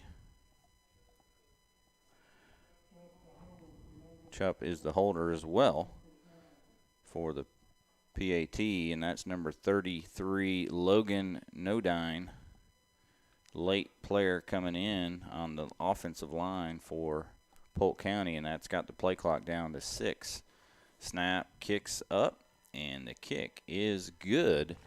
And with 4:34 to go, the Settle Heating and Air PAT makes it 28-7. Shelby leads. Back after this. Earn cash back on dinner while you listen to high school sports on the radio. With a Carolina Federal Credit Union Visa credit card, you can enjoy 1% cash back on every purchase. Carolina Federal Credit Union Visa credit card has no annual fee and rates starting as low as 10.9% APR. Apply for a credit card online at carolinafcu.org or stop by the Carolina Federal Credit Union drive-thru for an application. Join Carolina Federal Credit Union, where we treat you like family because you are. APR is the annual percentage rate. Rates are subject to change, and an actual rate will be determined based on credit score.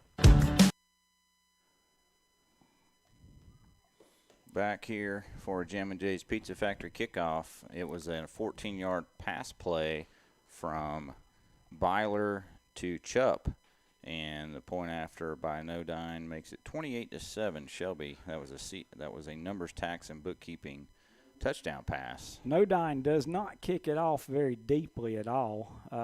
Every time he kicked off last week, he was kicking off from the hash, just like he did, and he either kicked it a sky kick to the left or a sky kick to the right. They have 5 guys to the right, 5 guys to the left, so you got to figure he's kicking it to the right because you don't want to kick it to the left because you got 2/3 of the field and only 5 guys over there. So Shelby needs to be ready.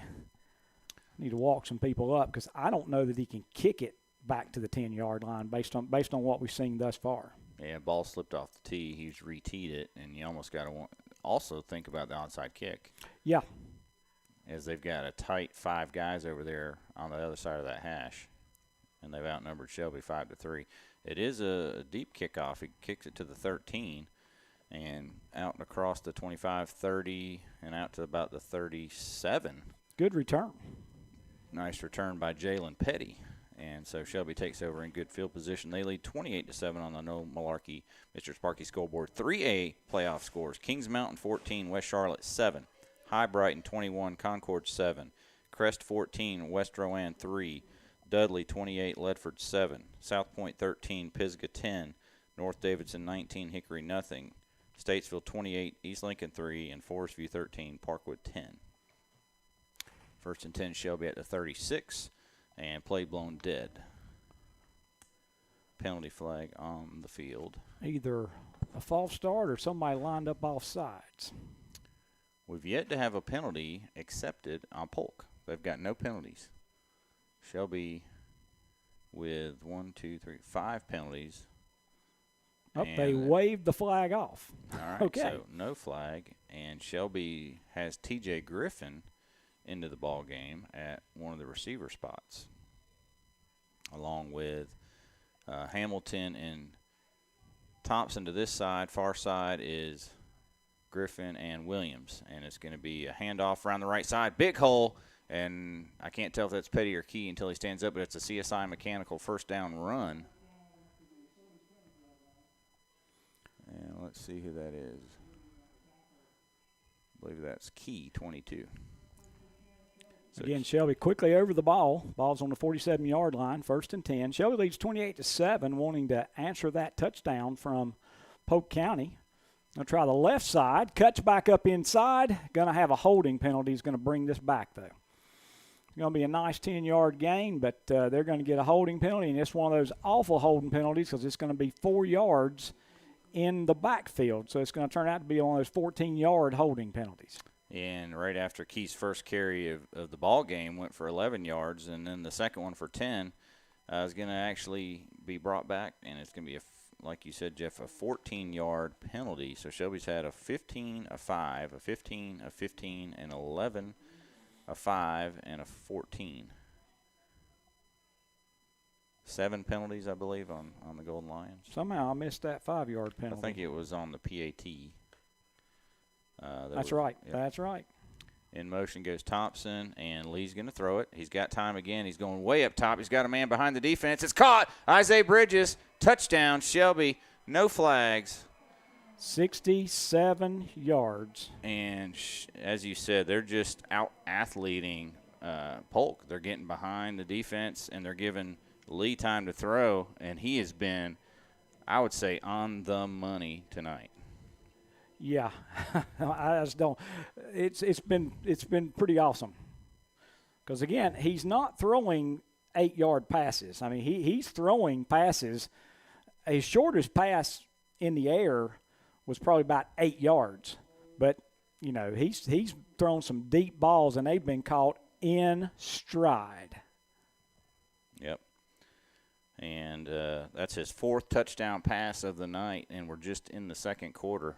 Jack Berkowitz on for the Settle Heating and Air extra point, and it's good. Shelby 35, Polk 7. Back again after this message. At Ingles, we're proud to partner with so many athletics organizations to bring you the very best of everything sports have to offer. And we're also proud to bring so many great game day options to you crazy fans out there, like the best meat in town, crisp, fresh produce, ice-cold beverages, and more. Whether you're loading up for that road trip or preparing for the homestand, we've got you covered. Ingles, low prices, love the savings. You'll love the food at Alley's Cafe in Shelby, now serving breakfast and lunch Monday through Friday. You can enjoy their breakfast all day long and check out their daily lunch specials too. It's special down-home cooking. They're open Monday through Friday from 7:30 a.m. till 2 p.m. You can dine in, take out, or use curb service. It's available. Alley's Cafe provides employment and training opportunities for individuals with barriers to employment. That's Alley's Cafe, 891 North Post Road in Shelby. Call 704-487-7777 for orders to go. Like them on Facebook too. Jam & J Pizza Factory kickoff, Jack Berkowitz.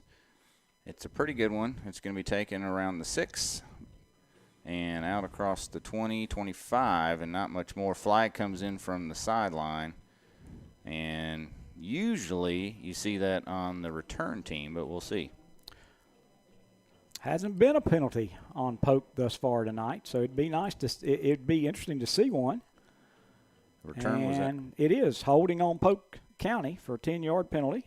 All right, their first penalty, and that negates a kickoff return to the 27. That'll back it up to the 17, I guess? Or is that a spot foul too? Well, it's a spot foul, but I think that it won't be beyond the end of the run. So it's going to be at least So they're marking it from the 25 or from the 23. Well, I don't know where they're marking it from. Actually, it looks like they're going to mark it from the 20. Nope, they marked it from the 25. So, right. Yeah. We'll call it the 16. Yeah, they'll start just outside the 15 on about the 16. And so I want to make sure, I made a statement just then. It'd be nice to see a penalty called on Polk. I'm not saying Polk's been committing any penalties. It's just, Shelby has committed quite a few, and none of them have been really of the silly variety, just playing hard. But Polk hadn't committed one. Now they have. And kind of reverse double pass from Chupp, and it's short. He got hit by T.J. Griffin. He was trying to get it out to Antonio Simpson, but Griffin hit him as he threw it, and it was incomplete. A little trickery. Yeah, and they've run what, 4 trick plays now? The fake punt, 2 double passes, so at least 3, yep. and none of them have worked really. No. A couple of 1A scores. Thomas Jefferson leads North Rowan 21-14. Eastern Randolph 28, drawn 6. Mitchell 35, Swain County 6. Mount Airy 41, East Wilkes nothing. Second down and 10 for Polk. And it's going to be a handoff to Weaver. Nice run. He does a spin move and gets a first down. Big run out across the 25 to about the 28. Give him 12. 7th first down for the Wolverines. Now they've got 7 first downs. They've got 7 points. Shelby has 7 first downs and 5 touchdowns. So it's been definitely big play night for the Golden Lions. But again, another first down for Polk, and we're inside 3 minutes. Wolverines still huddling up. They generally make it up to the line of scrimmage with about 10 seconds remaining. And they're now making their way to the line of scrimmage. They're going to have to hurry because they're down to 6 seconds left on the play clock. Byler's under center, and he does get the play off. It's a handoff to Weaver again. And he's going to get about 2, maybe 3. Yeah, he runs hard. Gets it across the 30 to about the 31. And I got to make sure that was Weaver. I'm pretty sure it was. That might have been number 14. Was that 14? I think it was Yep, 14. That was 14. Marcus Simpson. Yep. So he gets 3. I noticed that Simpson gets way down in a stand with his hand on the ground, and Weaver generally stands up straight. So Simpson's 5'9", and Weaver's 5'10". So neither one of them are really tall, and they do a good job of running with their pad level low. 2nd and 7. Again, handoff to Simpson, and he runs into a linebacker, and forward progress is stopped. He gets about 3 more, though. And I think we've got a timeout called by Shelby. So we'll take it here with 1:40 to go, second quarter. Shelby leads Polk County by a score of 35-7. It's all you can eat. All you can eat ribs each and every Thursday at Fats Cafe in Shelby. And these ribs are guaranteed to stick to your ribs. All you can eat. And on Tuesdays, it's all you can eat boneless chicken wings and popcorn shrimp. And don't forget about their big Sunday lunch. And see Fats Cafe in Shelby for all of your catering needs. They deliver, they set up. You just relax and eat. That's Fats Cafe, 1235 East Dixon Boulevard in Shelby. 100 years of anything means a lot. And at Honda Motorcycles of Shelby, you'll find over 100 years of combined motorcycle experience. So they must be doing something right. If you're in the market for a new bike, trike, or four-wheeler, or ATV, see the folks you can depend on for sales, service, and parts. That's Honda Motorcycles of Shelby, with over 100 years of combined motorcycle experience. Honda Motorcycles of Shelby, 4402 East Dixon Boulevard in Shelby. Get a great. All right, after the Golden Lions timeout with 1:40 to go here, Polk faces a 3rd and about 4 after back-to-back 3-yard runs by Marcus Simpson. In motion goes Nodine, and play action again. Shelby gets pressure. He's going to have to just throw it. That's probably grounding. There's nobody anywhere. Now they're going to say it was tipped. If it hadn't been tipped, he's still throwing it to nobody, but that's okay. Yeah, he threw it out here where there's not anybody within 40 yards of where he threw it. But and that's one of those situations, Brent. If you do that in college and the pros, you're okay because he got outside the tackle box and he threw it beyond the line of scrimmage. But that rule does not exist in high school football. And so, even though it was tipped, he's throwing it to where there's nobody. So it should have been a intentional grounding. But Shelby was able to stop the clock. They're going to get the ball back if there's no trickery or a penalty on Shelby. Snap back to Staley, no rush. He gets the punt off, end over end. It bounces at the 35. One hops to the Shelby returner, and I believe that's Petty. He's across the 40, 45. We got a illegal block, peelback block. And it was, again, it wasn't violent. He didn't clip him, but you can't do that. You cannot block back behind the runner, and that's what we did. So that's back to 30. The return man was actually Tristan Tate, the freshman, and he made a great return from the 30 out across the 50, but to no avail, as that's going to be marked off from the 30 back to the 20, and another 10-yard penalty on Shelby, and they'll start this drive at their right smack dab on the 20. They got 1:16 on the clock. Now that's the first penalty that you say, that's always going to get called. You just can't do that. And, again, you got to really pay attention to where the running back is. The guy with the ball, if you're blocking the guy behind where he is, they're going to call that. And it's a good call. 1st and 10 Shelby on their 20. 1:16 left here in the first quarter. Lee's going to throw it to the back, out of the backfield. It's complete across the 30. Jalen Petty just runs over the DB all the way out to the 44-yard line. And, wow, Jalen Petty with a mean streak in him there. Yeah. What did I say was 146? Was that 116? 116 and first down, CSI mechanical style, 24-yard pass play from Lee to Petty.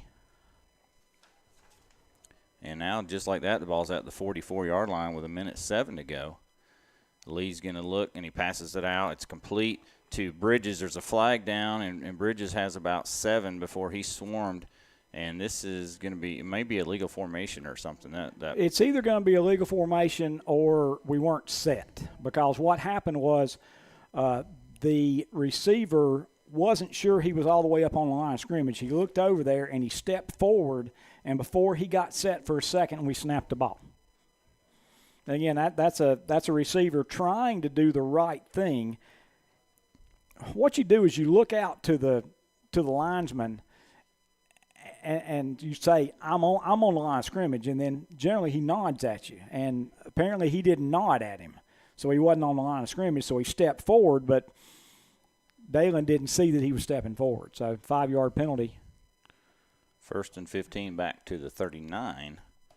Negates the nice pass play, and Lee's going to throw it out to the sideline. First incomplete pass as Thompson tried to come back for it, and that was just a long pass across the field. Yeah, I mean, I was talking to you during one of the breaks. He threw an 11-yard touchdown pass, but goodness gracious, he threw it from like the left hash to the right sideline. So that 11-yard touchdown pass traveled about 33 yards. It's quite a long distance, and so again, that was another pass. It was from the left hash to the right sideline, and he just didn't quite get it there. 2nd down, 15, 50 seconds left, second quarter, 35-7 Shelby. Empty backfield, Lee rolls right, and he's going to throw it to the sideline, caught by Jakeith Hamilton, and he gets the penalty yardage back and gets out of bounds. So that's going to bring up 3rd and 10. I don't believe Has Shelby faced 3rd down tonight? No 3rd downs, and they've scored a touchdown in every drive except this one so far. But it is 3rd and 10. Hamilton's second catch of the night. And that was a play where they had 3 receivers out here. He rolled this way, and he just took the one that was open the fastest, and it was the short guy, or the short route, I should say. Yeah. 3rd and 10, now 3 receivers left. Lead to throw.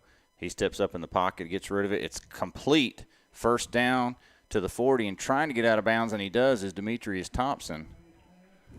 And he's all the way inside the 40 of Polk County. And that's a CSI mechanical first down for the Golden Lions. We're down to 32.5 seconds left. He got out of bounds, so the clock should not start until the ball is snapped. 17-yard pickup and a CSI mechanical first down. Petty in at running back this time. And pass play again. Lee steps up in the pocket, and he goes across the middle. Oh, threw it behind him. Yeah, his first maybe off pass a little bit is he's been hitting everybody in stride that time behind Williams, who tried to turn around and catch it and just couldn't come up with it. Second down and 10, but still 27.4 seconds to go. And he's shown the ability to complete the pass behind the defense.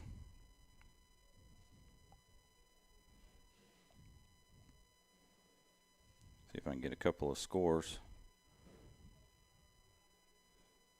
Reedsville 36, Chase 12. And Lee passes over the middle. It hits off of, I don't think Hamilton was looking for it. Yeah, Hamilton wasn't looking for it. What happened is for the first time all night, Polk brought 6. And so they brought 6. And Dalen said, I got to get rid of this, and Jakeith just wasn't ready for it because he hit him in the chest. It literally hit right below the face mask in the middle of the chest, and he didn't even have his hands up, so obviously he wasn't expecting it. And it bounced. I was thinking for a second we were about to catch it on the ricochet. Yeah, it was almost caught. But neither of the receivers were ready for it. So, again, another 3rd and 10. Empty backfield. Petty's in there, but he's in the slot. And now Lee's going to throw. He's got time. He's out to the sideline on the left, and Bridges gets out of bounds. Another first down at about the 26. 16.1 seconds left. This is a nice little drive. Shelby started on their own 20. They've got it down to the Polk County 26. 16.1 seconds remaining. Shelby, I think, still has 2 timeouts. 13-yard pickup there to Bridges. And now Lee's going to throw it again. This time he gets pressure, and he's going to be sacked all the way back to the 40. And Shelby's going to take a timeout.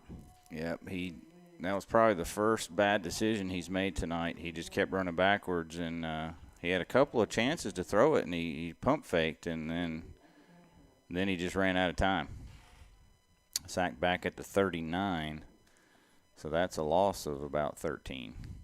Right back to where they were a second ago. Timeout by Shelby. So Chase is let's go down. Reedsville up on them pretty good now, huh? Yeah, we'll go through a few area scores. Reedsville 36, Chase 12, Crest 14, West Rowan 9, Kings Mountain 17, West Charlotte 7, Hendersonville 16, Burns 7, East Gaston 21, Forest Hill 7, South Point 13, Pisgah 10. So area team, South Point leads, East Gaston leads, Kings Mountain and Crest lead, but Chase and Burns currently trailing in their bids. I think the Burns game has gone to halftime, so lower scoring than a lot of people thought, 16-7 up at Hendersonville. Interesting, South Point playing at Pisgah. There was a terrible flood, and Pisgah is playing this game at Tuscola. That would be similar to when Burns a few years back played their home playoff game at Kings Mountain. Just a interesting situation. Shelby on the ball now. So it's another sack for Lee back at the 45, so this one loses 6. So after he loses 13, he loses 6. And Shelby calls their last time out, I believe, and it looks like they'll have one heave at the end zone. 3.2 seconds left. Well, it gives Polk something to, be happy about. Looks like for the first time all night, they're going to stop Shelby from scoring unless Shelby's able to come up with a 43-yard touchdown play here with 3.2 seconds left. back-to-back sacks. You know, I was looking at the sack total that Polk had. Polk had quite a few sacks, and so I was wondering, you know, if that was going to be something that they might give Shelby a hard time with. Until this series, hadn't been anything close to a sack. And Shelby's back now for one last play. I'll tell you, if Shelby makes this, then you can just about write this one down as a win if they were to convert a 3rd and 27 on the last play of the half. Lead a throw, 4-man rush, steps up, he's going to go deep, into coverage, and it's knocked around and falls down incomplete, and that's going to end the first half of play.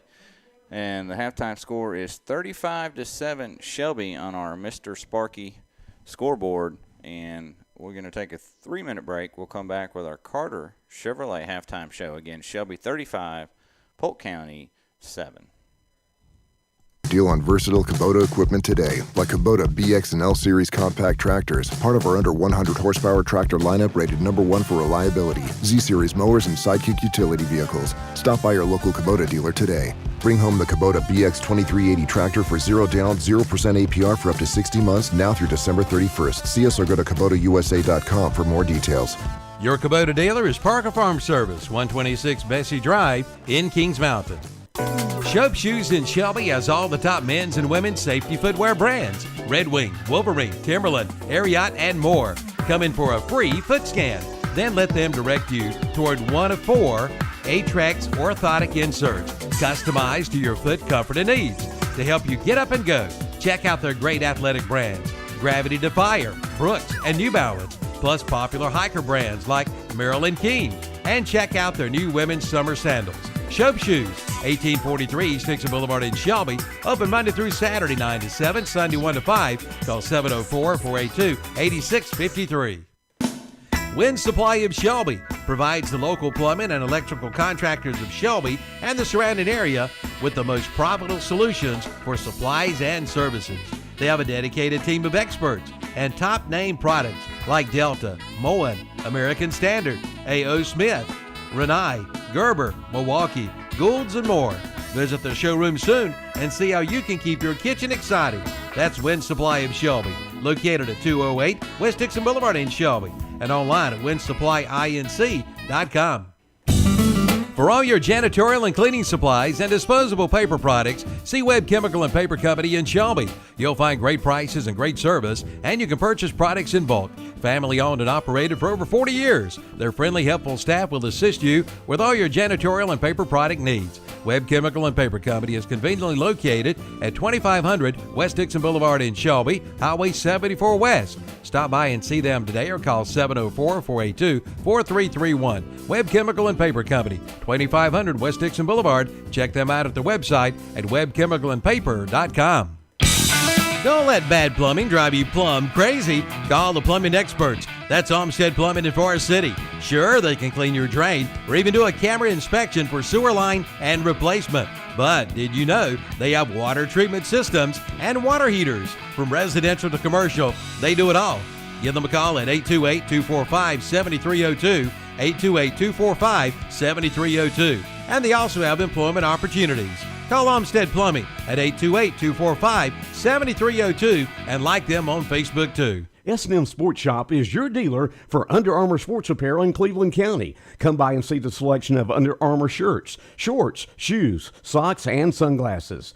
S&M is also your team outfitter for all local schools in whatever sport you play. They have leather jackets for all local high schools. Plus, S&M is your headquarters for Oakley sunglasses. For all your athletic needs, go to S&M Sports Shop. They're located at 707 South Lafayette Street in Shelby. Pegram Insurance Services in Shelby is now All Care Insurance Services, and they invite you to see their newly remodeled office and talk with them about your insurance needs. If that's too far away from you, they have an All Care Insurance location in both Gastonia and Belmont areas. All Care Insurance has strived to be the best by providing quality insurance coverage with great commitment to customer service. Whether you do coverage for your home, auto, business, life, or something more, their experienced agents are there to help you.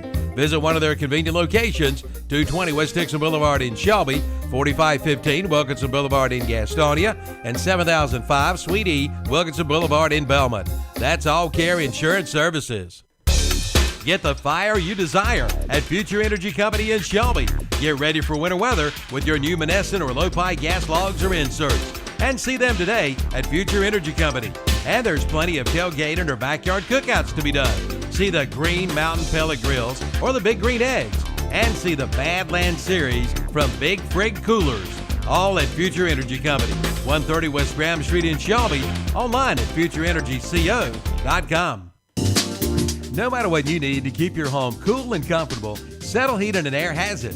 From complete Comfort Maker cooling systems to the latest in Wi-Fi capable thermostats, they have everything you need to stay comfortable. That's why you should make Settle Heating and Air your first call and your only call for all of your cooling needs. Call 704-481-1788 or find them online at settlehvac.com so you can settle in with comfort. Comfort Maker, comfort with confidence. Up in the morning. Welcome back into our Carter Chevrolet halftime show here at Blount Memorial Stadium. Brent, Pasco, Jeff Jones with Shelby on top at halftime of Polk County 35-7. And Jeff, it's time for our Okies Tire and recap of the first half. All right, with 5:06 left in the first quarter, Drew Hollifield had a 1-yard touchdown run. Jack Berkowitz point after, Shelby led 7-0. With 3:03 left in the first quarter, Luke Williams, 61-yard touchdown pass from Dalen Lee. Berkowitz's point after, 14-0. With 1 minute left in the first quarter, Isaiah Bridges, 11-yard touchdown pass from Lee.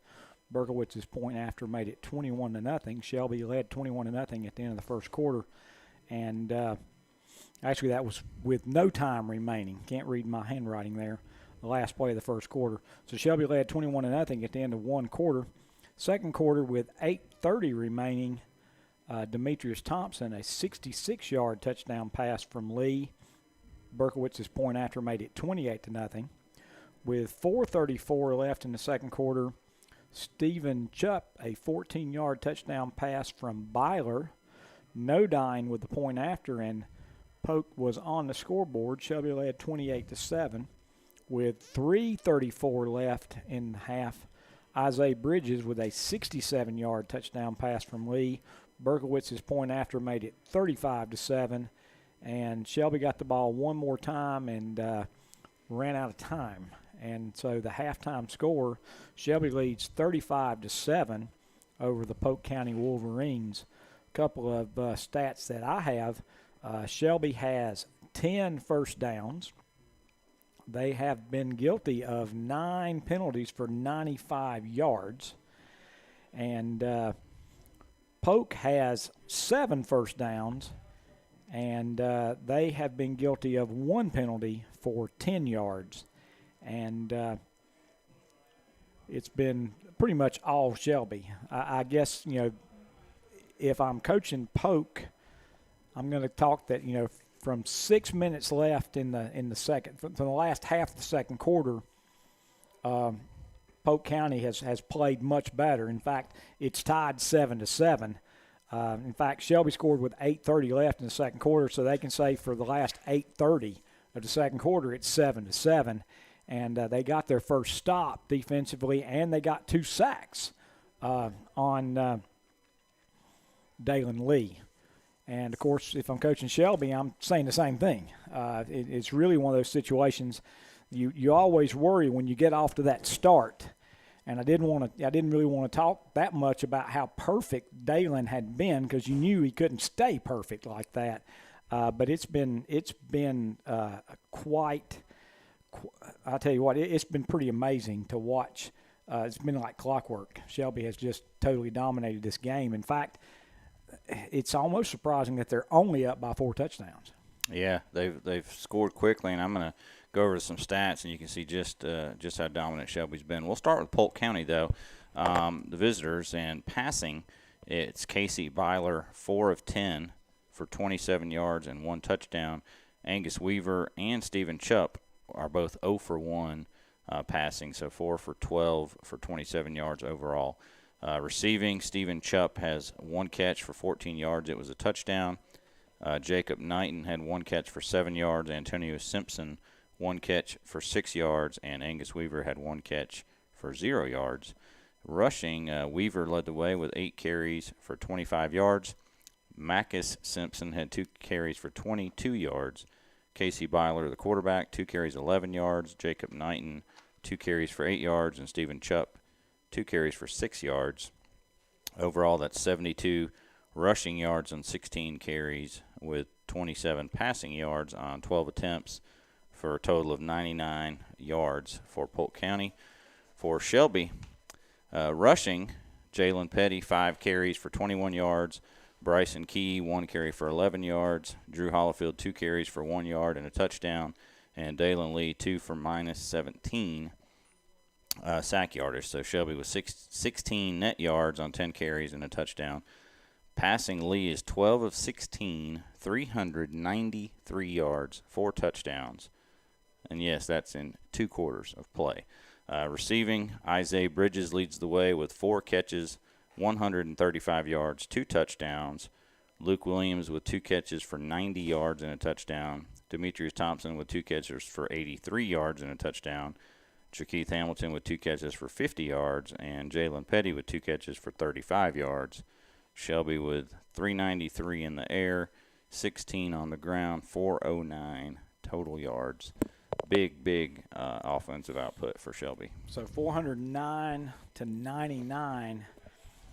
And you look at that and you can see why you sort of say 35-7 almost doesn't show the dominance. And, of course, the one touchdown that Polk had, there were 2 15-yard penalties on Shelby, and one of them was both of them were just kind of playing hard and got some penalties called. So 30-yard penalties, and then a couple of one really nice escape by Byler, their quarterback, picked up about 18, 19 yards. Yeah, that was a 4th and 10 also. So, yeah. But, again, 35-7, and Shelby will get the opening kickoff to start this second half. And, again, Polk has played, pretty well. I mean, they've held on to the football. Again, Shelby has possessed the football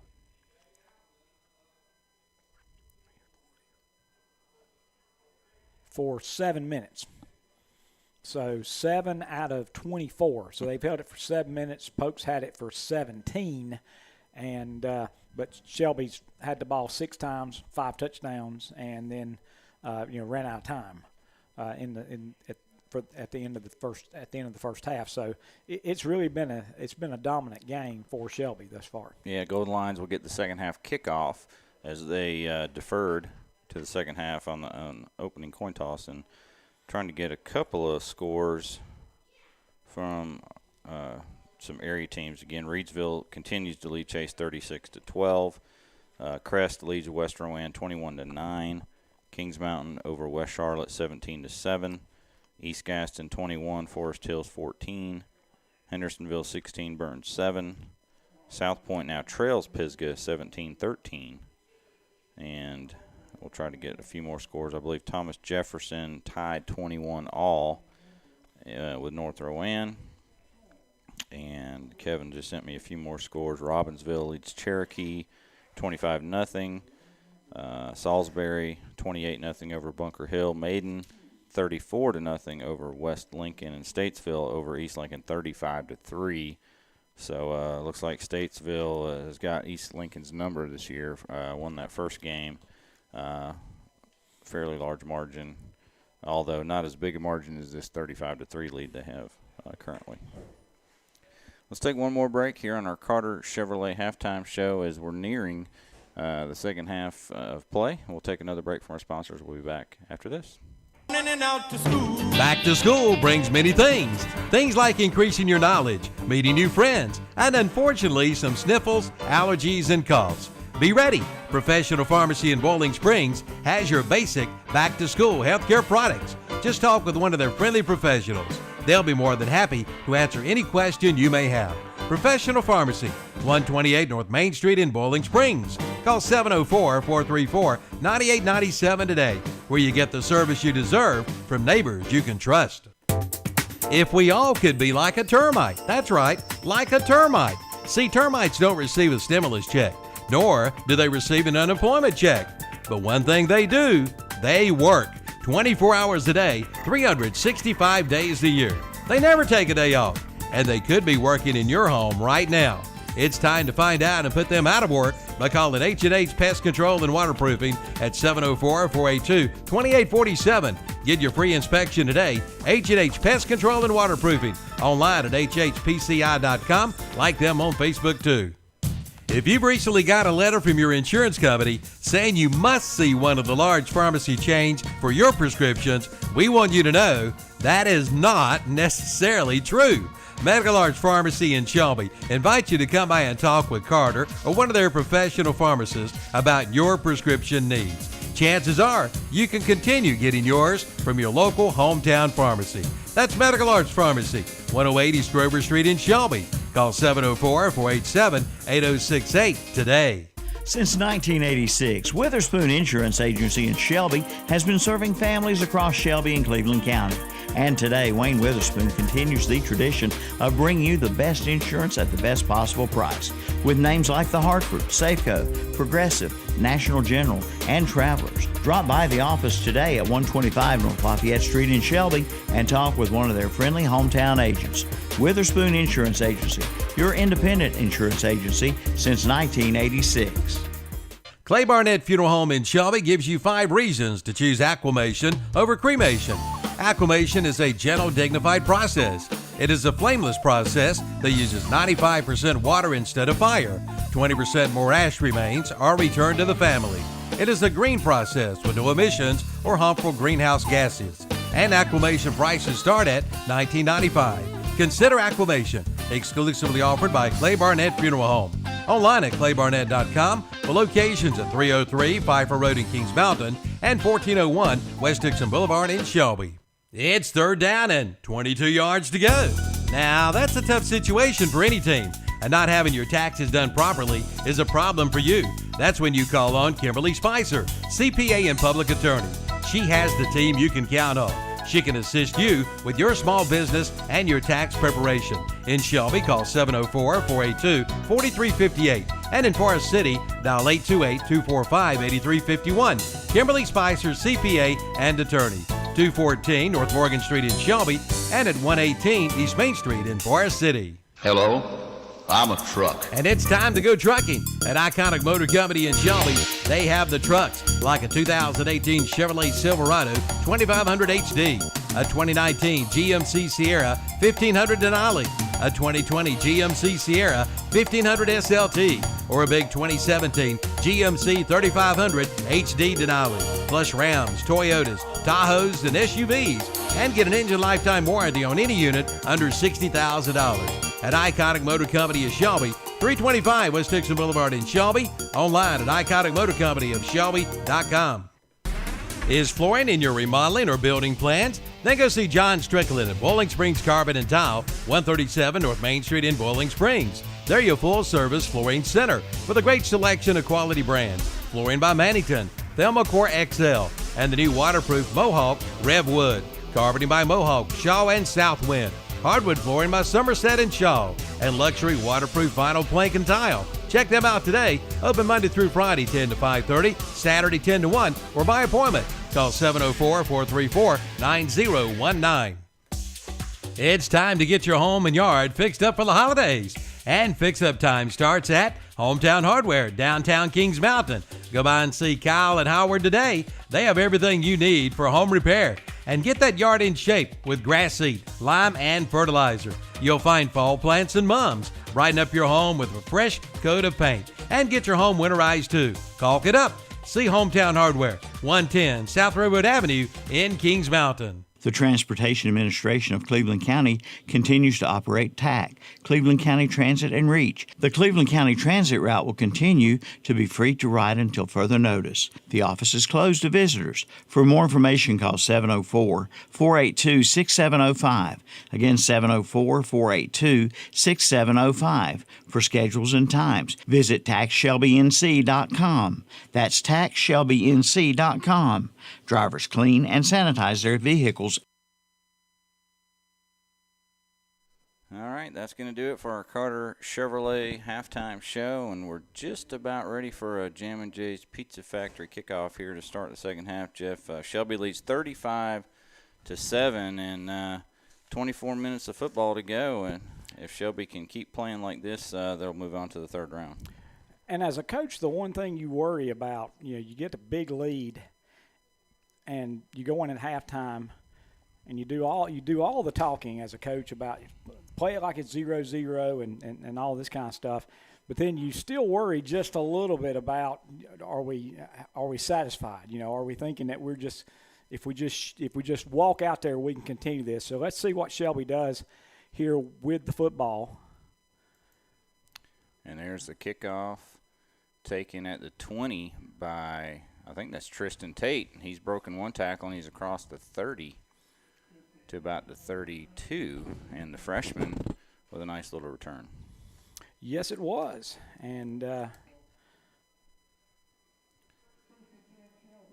you always say this is a big opening drive, but what it can do is set the tone for the second half.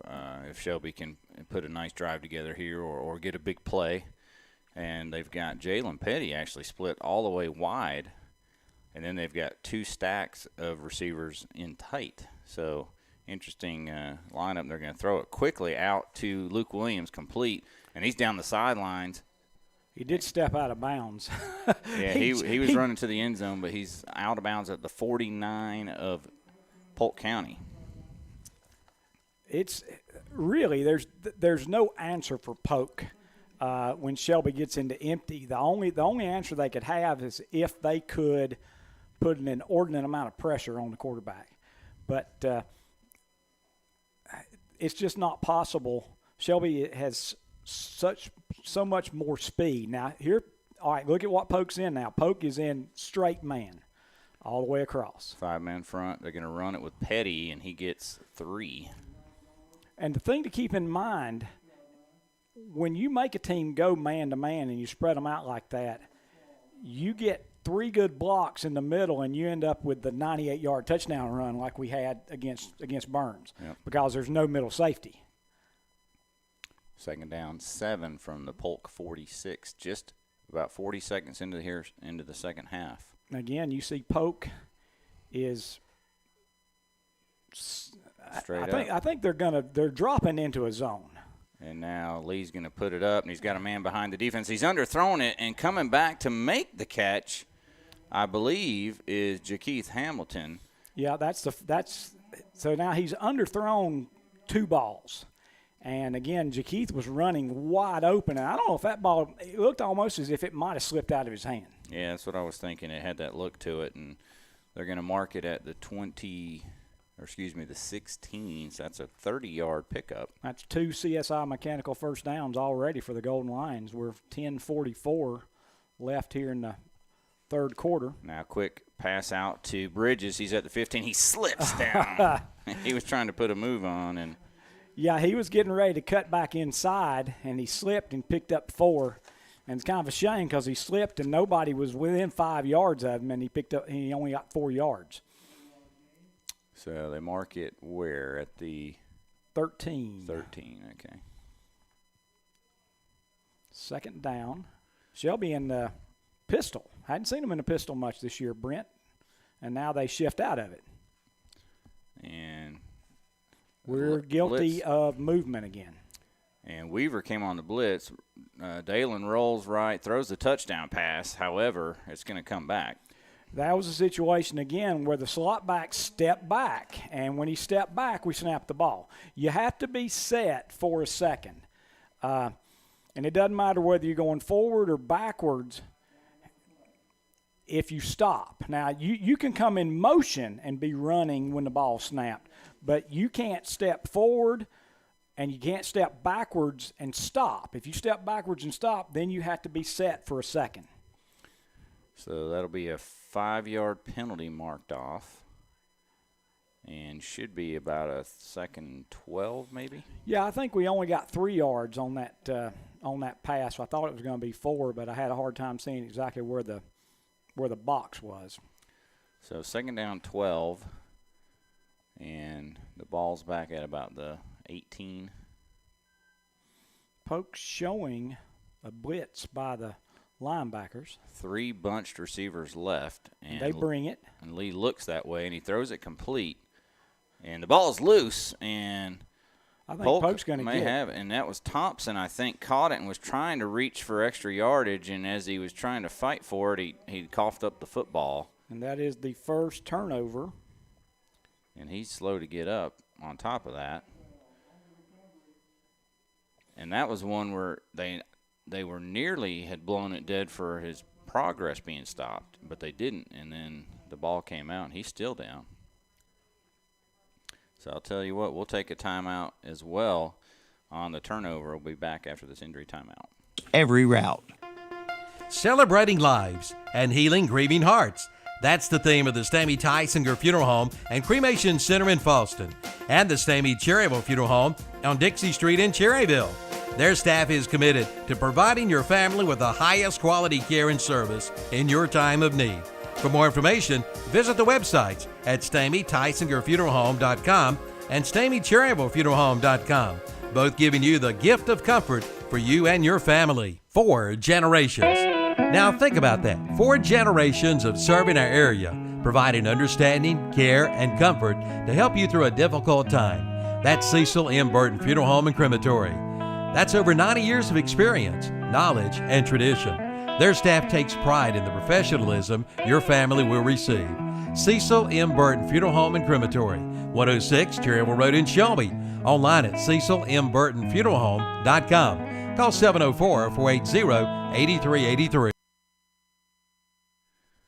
After the turnover and the injury to Thompson comes off on his own accord, limping slightly. Polk takes over at their own 16. First play handoff around the right side. And that's Macus Simpson, and boy, he's fighting, and he's about to break free. That's one heck of a run there. Yeah, and you kept expecting him to blow the whistle, and he said, well, if they're not going to blow the whistle, I'm just going to keep running. And so that was a heck of a run. That's a 7.5-yard gain, almost 8-yard gain. That had nothing to begin with, but he just kept fighting. He just kept moving his legs, and they kept trying to tackle him up high. And nobody grabbed his legs, and he just plowed out to the 24. And nice gain on first down. 9 minutes to go, third quarter. Still 35-7 Shelby. 5-man front for the Golden Lions as Malachi Hamrick's crept up on the left side, and they're going to run it away from him. Weaver, but he's stacked up by Santana Hopper and Jaden Pierce for no gain. Yeah. Hopper just bear hugged him, and there was no movement after that. Yeah, so, take your poison. You want to go to the right towards Hamrick or to the left towards Hopper, or in the middle where you got Allen and Pierce and Boyce. I don't know. 3rd and 2. It's actually about 2.5. And huddling up, and game clock down to 8:20. Play clock at 15. And we'll try to keep you up to date on some of the other scores, as I know we're getting down to the nitty-gritty here. In motion goes Nodine, and it's going to be a pitch to Weaver. And he breaks the first tackle and breaks the second tackle and gets out across the 30. Another nice run as a slew of Shelby tacklers are laying behind him. Nice to see Sam Baldry back in the ball game. Yeah, and so that's 2 tackles that he got out of to get the first down. And Polk has the ball 1st and 10 on their own 31-yard line. We're down to 7:45 remaining here in the third quarter. And that was a gain of 7. Hollifield limping just a little bit. So a couple of banged-up Golden Lions out there at linebacker, and it's 1st and 10 at the 31, 7:30 to go, third quarter. Back to passes Byler. He gets late pressure from Hopper, and Hopper brings him down all the way back at the 20. Big sack by Santana Hopper. Yeah, I thought he was going to get out twice, and Hopper just said, nope, I'm not going to let go of you. So that's about a 10-yard loss. So 2nd down and 20. Just the second sack, but they've both been big 10-yarders, and one from Hamrick and now one from Hopper. 2nd down and 20. Crest leads West Rowan 21-9, Reedsville 49, Chase 18, Kings Mountain 24-10 over West Charlotte, Hendersonville 24, Burns 13, East Gaston 27, Forest Hills 14, South Point back in front of Pisgah 27-24. And handoff to Knighton, I believe. Gets going to get 2. Couple. So that brings up that wonderful down and distance of 3rd and 18. That was actually Macus Simpson. He's a 14, Knighton's 11. Actually, they gave him another yard, so it's going to be 3rd and 17. Simpson's runs hard. He's got 4 carries now for 33 yards. He's a junior, so he's back next year. 3rd and 17. Don't know they have a play for this one. Shotgun, Chupp in motion. Double play action fake. He goes back, nearly sacked by Hopper. Gets the throw off complete to Knighton, but he's going to be tackled by a slew of Golden Lions, including Malachi Hamrick to be the first one there. That's actually Chupp on the reception. Oh, Chupp, okay. Well shy of the first down, though. What a great job of getting away from several defenders to make a nice pass. Still going to be 4th and 12, but it's really just Polk doesn't have the team to pick up 18 yards very often. No. First pass and completion, but it just goes for 5, and it's 4th and 12 back to punt. Staley, and the ball bounces to him and nearly blocked by Mario Allen, but he gets it off, takes a Polk County bounce and out of bounds at about the 35 of Shelby. Don't know how Allen didn't get that one. He was right there. Yeah, it's like it went through him. Yeah. So, again, Shelby's going to get the ball back with 4:58 remaining here in the 3rd quarter. Nice defensive stop to – they got a couple of first down, or they got 1 first down there. Yeah, Shelby had 2 first downs before they turned it over, and then Polk got 1 first down. Again, 4:58 remaining. Shelby with the ball on their own 35-yard line. One thing that Brent mentioned, Shelby has had to go a long way. They haven't had a short field yet. In fact, their own 42 is the best field position that they've had. And in motion goes Williams. Fake to him, handoff to Petty, and Petty's got 5, maybe 6. It's going to be just over 5, maybe 5.5, so it's going to be 2nd and a short 5, a long 4. Nice run there on first down. Haven't had the big, long runs, but they've been all pretty much positive yardage, other than a couple of sacks. A couple of sacks, and I think we had maybe 1 -1 yard rush. Petty stays in there, clock at 4:20, 35-7 Shelby. Late defender comes up now. He's back, and Dalen's going to throw. He's got time again. He's waiting for his receiver. Now he's going to go short, complete. That's Hamilton. He's at the 40, 35, cuts inside 30, cuts to the outside 25, 20, 15. They're going to get him from behind, but not until he's at the 7-yard line. Another great run after the catch. Wow. He caught the ball, and then 3 Polk County defenders kind of broke down. They had him surrounded, and darn if he went around all of them. He went right in front of them and hit the right hash mark. And, gosh, 1st and goal for Shelby on the 7. 53-yard pass play to Hamilton. He doesn't have a touchdown, but he's well over 100 now on the night. Play set, and Dalen's going to pull it from That was a weird play. It was a little shovel pass forward. So they brought in T.J. Griffin at tight end, and Griffin was running, and Dalen was telling him to go upfield, and he tried to shovel pass it to him, and T.J. was running backwards, and it fell. He couldn't come back and get it. What he didn't see, who's this? Bridges and Hamilton.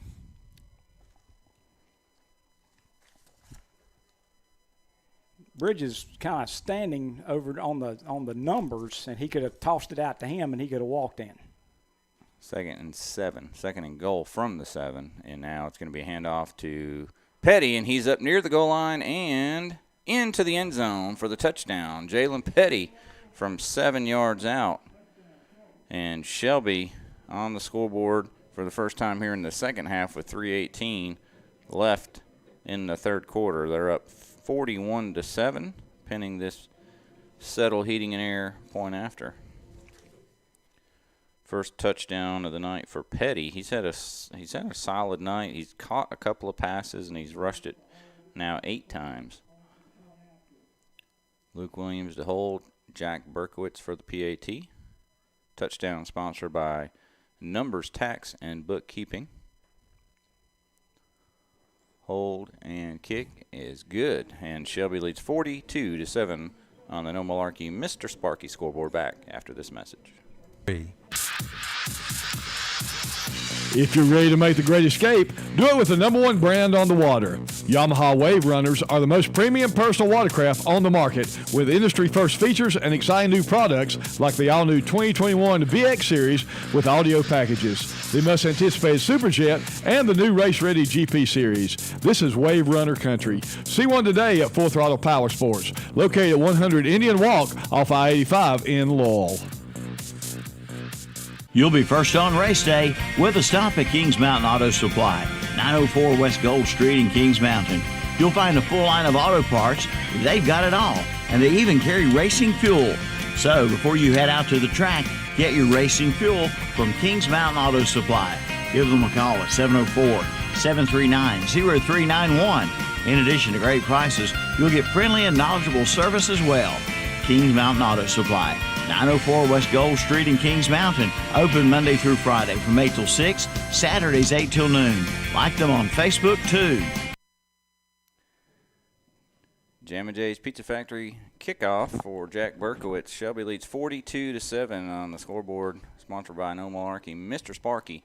Kickoff is going to bounce at the 11 and bounce towards the end zone, take it by Chupp at the 2, and he's going to be tackled inside the 10 by a swarm of Golden Lions. That's just bad luck, because Chupp, the ball got kind of past him, and so he said, okay, it's going to roll into the end zone. It stopped on the 2. And so he had no choice. He had to pick it up and get what he could, and he got to the they're going to give him the 10. Okay. He got nowhere near the 10, but that's okay. Well, the guy had it marked at the 8 over yeah, here. They're going to give him the 10. That's okay. All right, Polk County starts at their 10-yard line, but they trail by 35. Berkowitz has got to be getting tired. I mean, he's kicked. That's his 7th kickoff. Yeah, 7th. Because he had the opening kickoff. So under center is Byler, and he'll hand it off. Little trap, and it's 5 yards. Tyler Boyce on the tackle. Let's see who got the carry. That's the old-fashioned butt trap right up the gut. I know Weaver, and there's Weaver. So Weaver gets 5, and they all kind of are the same size. Weaver, Backus, Knighton. One's 5'11", 185. Another one is 5'10", 195, and 5'10", 175. They're all around within an inch and 10 pounds of each other. So it's not as easy to tell, but Weaver with 5 that time. He gets the lion's share again. That's his 11th carry. 2nd and 5, clock at 2:20 of the third quarter. Shotgun snap and pass out in the flat, complete to Chupp. He breaks the first tackle, cannot break the second one, but he gets 2. Tackle made by 29. I believe that's Camden McGill. So not much there, but it's 3rd and 3 now. And that's Chupp's third catch of the night for 21 yards, including a touchdown. South Point wins 27-24. All right. That's a tough team to play in the playoffs running that triple option. So first area team moves on to the third round. Shotgun snap to Byler. He's going to pass. He's going to call his own number, and he's running left, and he's going to be tackled. Well, yeah. He really fell about the 19 and a half. We're at that point of the game where a lot of times they say, give him the 20. And they didn't give him the 20. No. Let's go. Let's see if they can. They're going to measure it. I believe they're going to measure it.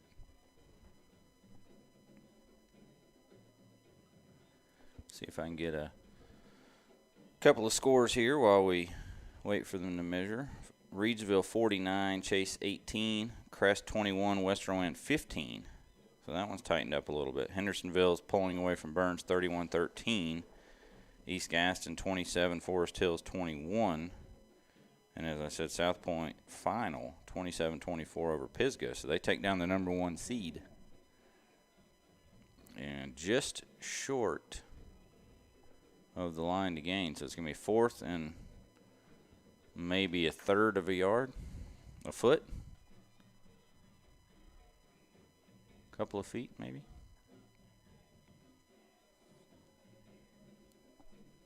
And you don't get this, you're giving Shelby the ball at your own 20. At this point. But it's hard not to go for it. I mean, you're down 35. You got the clock's running. It's under a minute to go here in the third.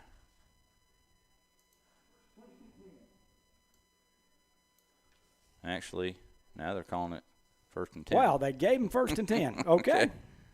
All right, they changed their minds. 1st and 10. And first down run for about 7. And that's Weaver.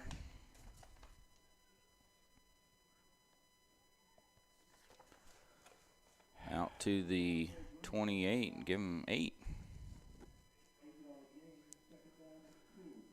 So could be the last play of the third quarter here coming up. As they're taking their time, there's a 7.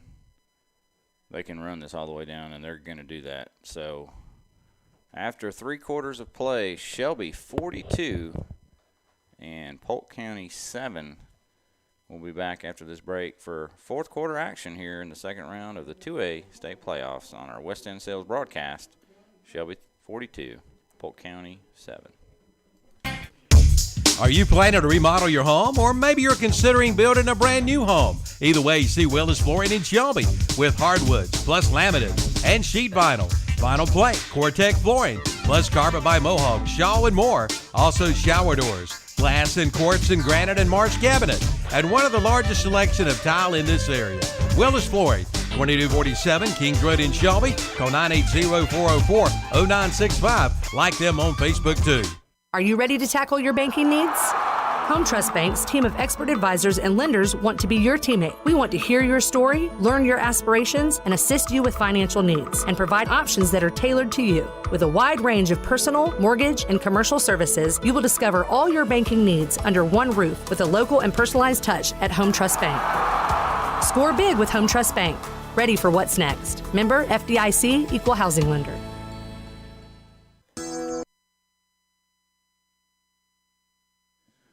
All right, we head to the fourth quarter. Shelby 42, Polk County 7 on our No Malarkey Mr. Sparky scoreboard. And Jeff's searching to see what the single game passing record is for Shelby, because I've got unofficially Dalen Lee with 500 yards passing tonight. Handoff. It's actually Byler on the keeper, and he's going to get the first down as he catapults out to about the 34.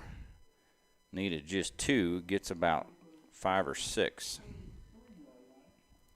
And they're going to mark it more like the 33, so we'll give him 5.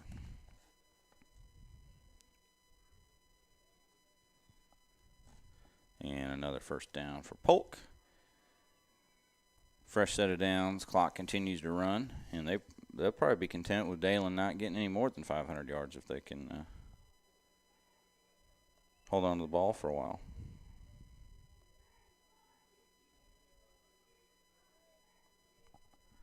Under center this time, and play action for Byler. He's going to look deep, and good coverage, nearly picked off by Camden McGill.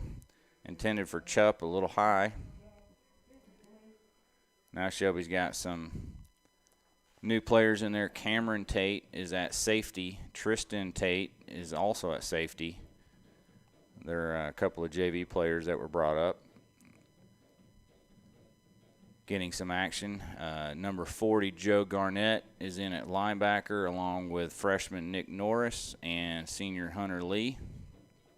Up on the line, you got Jay McNeely, Devontae Green.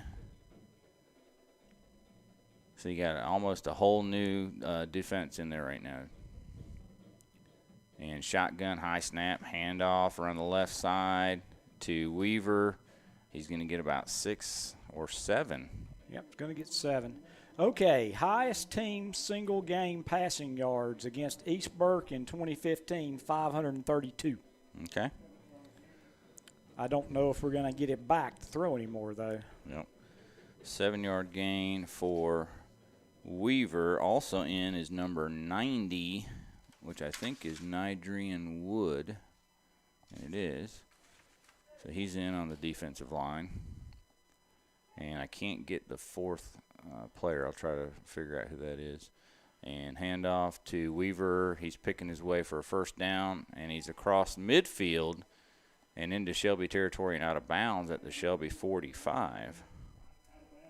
That's a gain of about 14.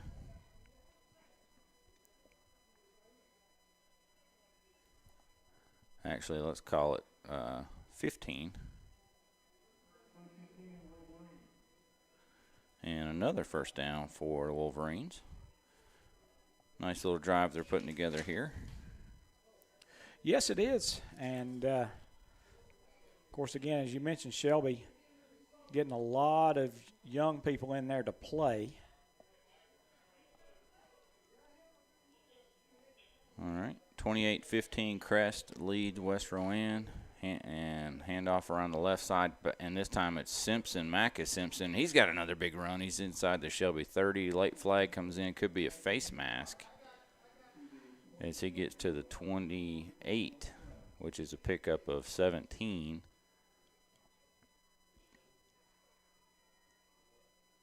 And the other defender I was looking for is 72, Justin Ross.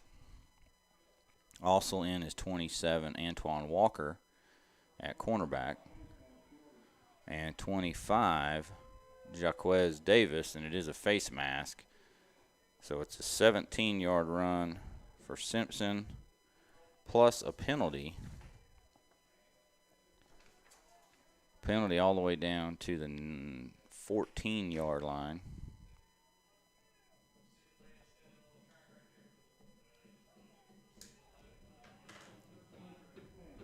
So tack on a 15-yard penalty and another first down Polk. And now they're 1st and 10 at the 14 of the Golden Lions. 10 minutes exactly to go and counting here in the game. Hand off to Macus Simpson. He's through to the 10 and down to the 5. Close to another first down. And they're going to mark him at the 4. And that will be another first down. 1st and goal for Polk County. 1st and goal from the 4. Another 10-yard run from Macus Simpson, who's running really hard against the Shelby 2nd unit. East Gaston 27-21 over Forest Hills. Yeah, Forest Hills had a big comeback last week, so there's time left in that game. It's not over yet. Keep our eye on that one as the winner of this gets that. And there goes Simpson around the right side into the end zone. Touchdown from 4 yards out. Macus Simpson having his best series of the evening and gets into the end zone. That cuts the Shelby lead to 42-13 with 9:16 to go here in the 4th.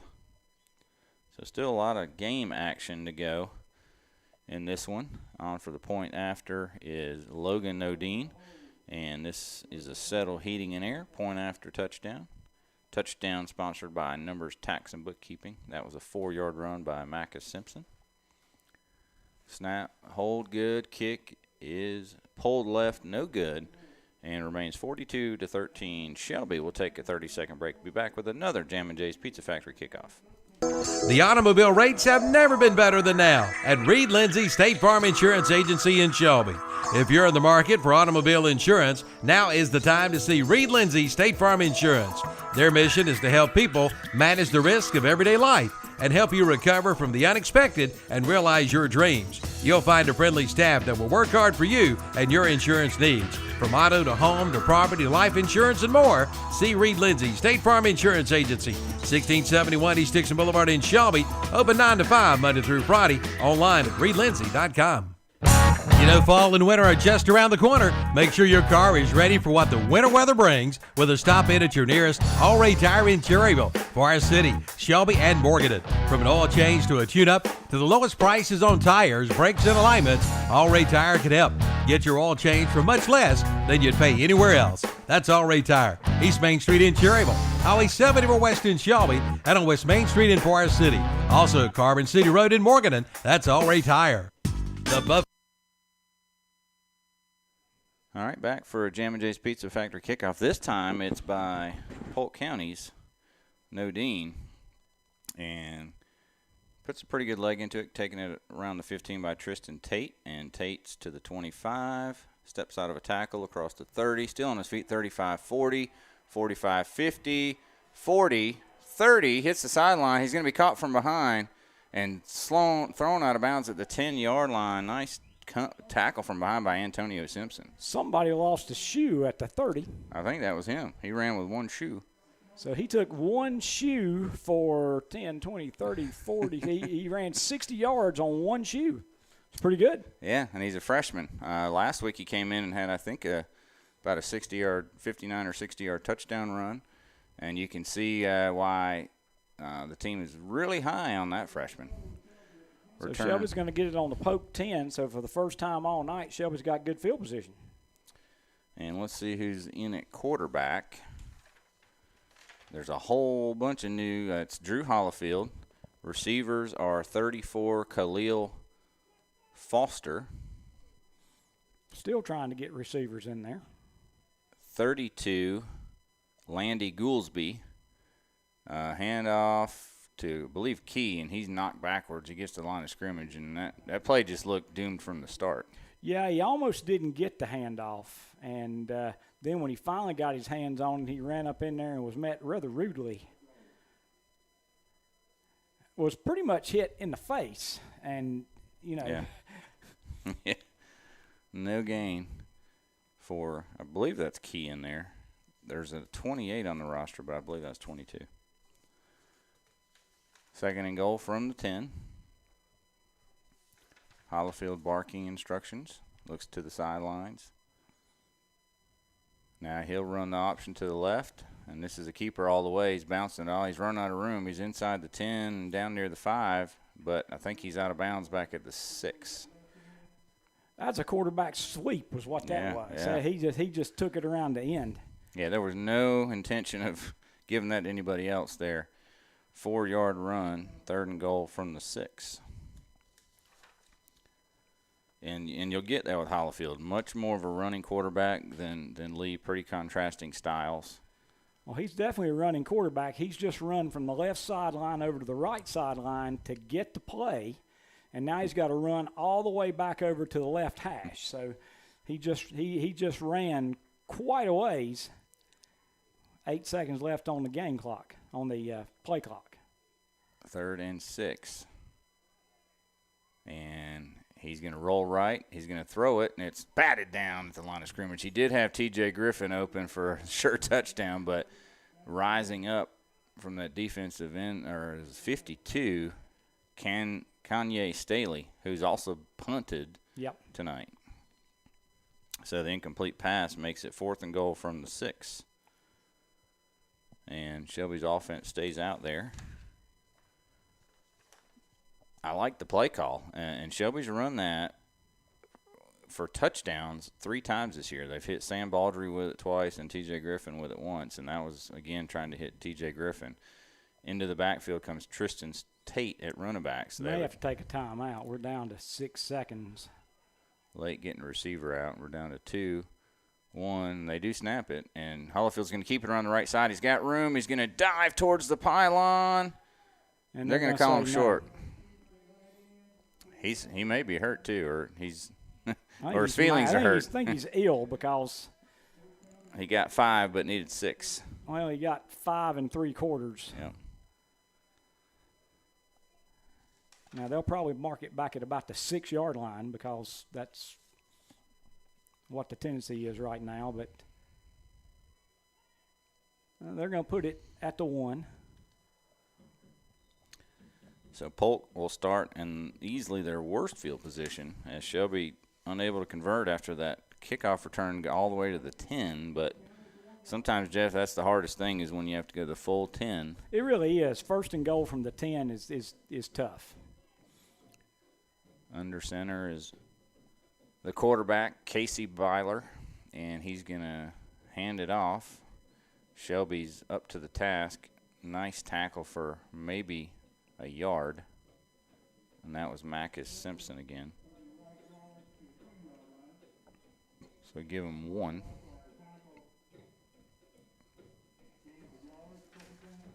Second and 9, and 7 minutes left in the ball game. Shelby leads 42-13. Golden Lions are playing a lot of reserves right now, as they should. These young men practice every day, and they're important people if somebody gets hurt. So you got to have these guys ready.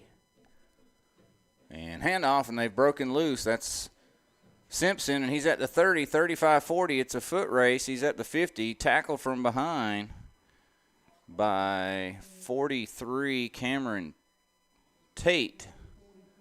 But, wow, that was a heck of a run all the way to the Shelby 47-yard line from their own 2. 51-yard rush. This is when the stats get a little bit skewed. Yep, you got your reserves, but you also have guys that probably haven't played as a unit all year together. Yeah, that's the thing. Good players, but 11 guys playing as a unit is a little bit different. And pitch to a new running back, number 12, tackled by Tristan Tate, the freshman, and that was Carlin McIntyre. His first carry of the night, and gets about 5.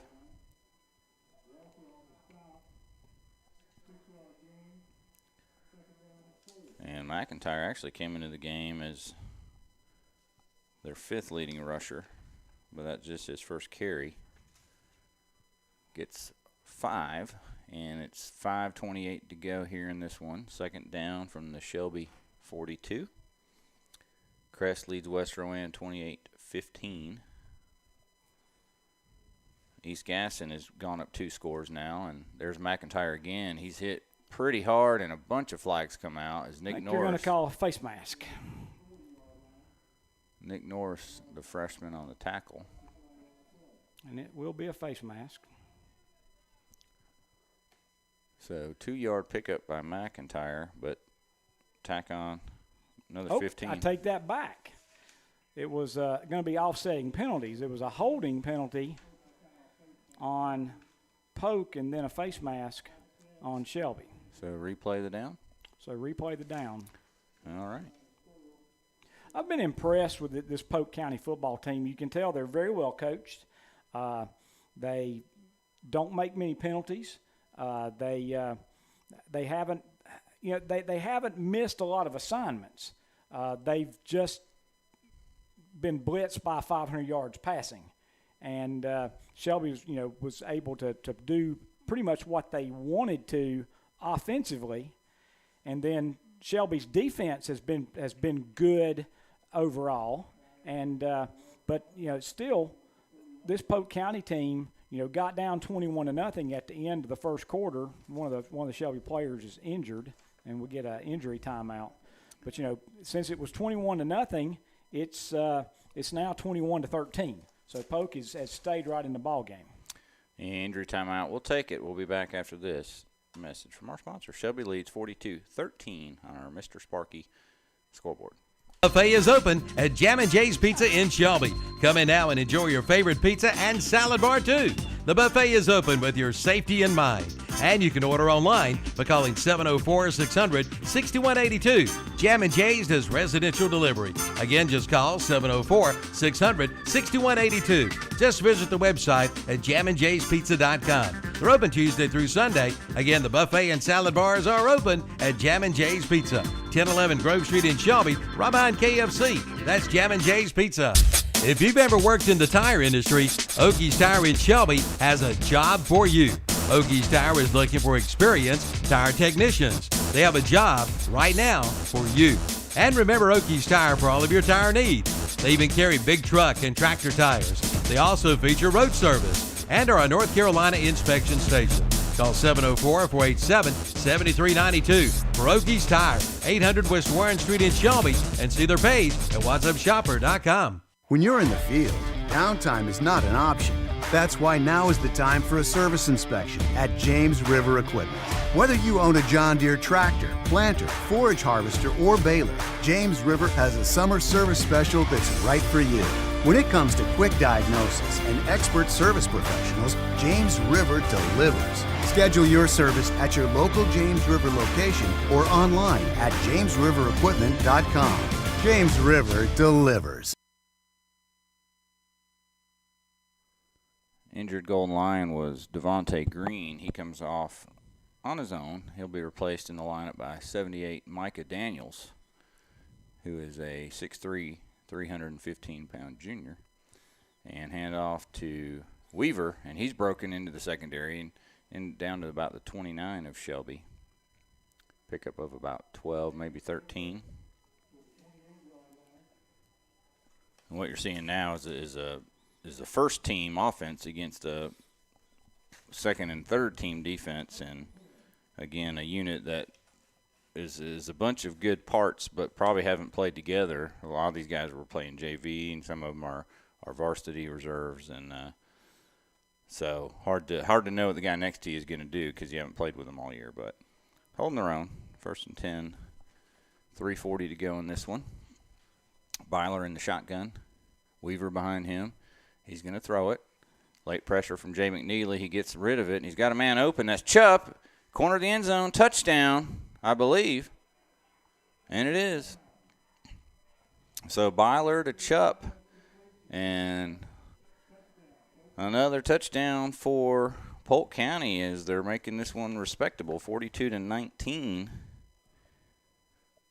on the No Malarkey, Mr. Sparky scoreboard. And remember, this drive started at their 1-yard line. So that was a 38-yard touchdown pass. I think it was 28. 28.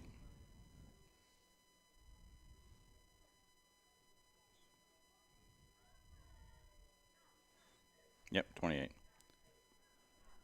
Point after is good. All right, so with 3:25 to go here in the ball game, Polk's cut the lead to Shelby 42, Polk County 20. And again, we'll be back after this 30-second break.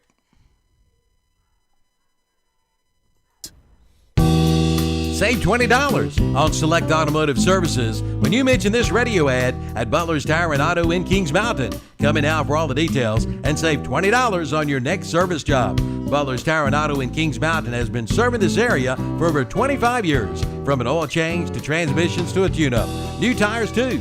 And they are a North Carolina inspection station. See the new Butler's Tire and Auto, 404 East King Street in Kings Mountain, right across from KFC. Again, mention this ad and you could save $20 on your next service.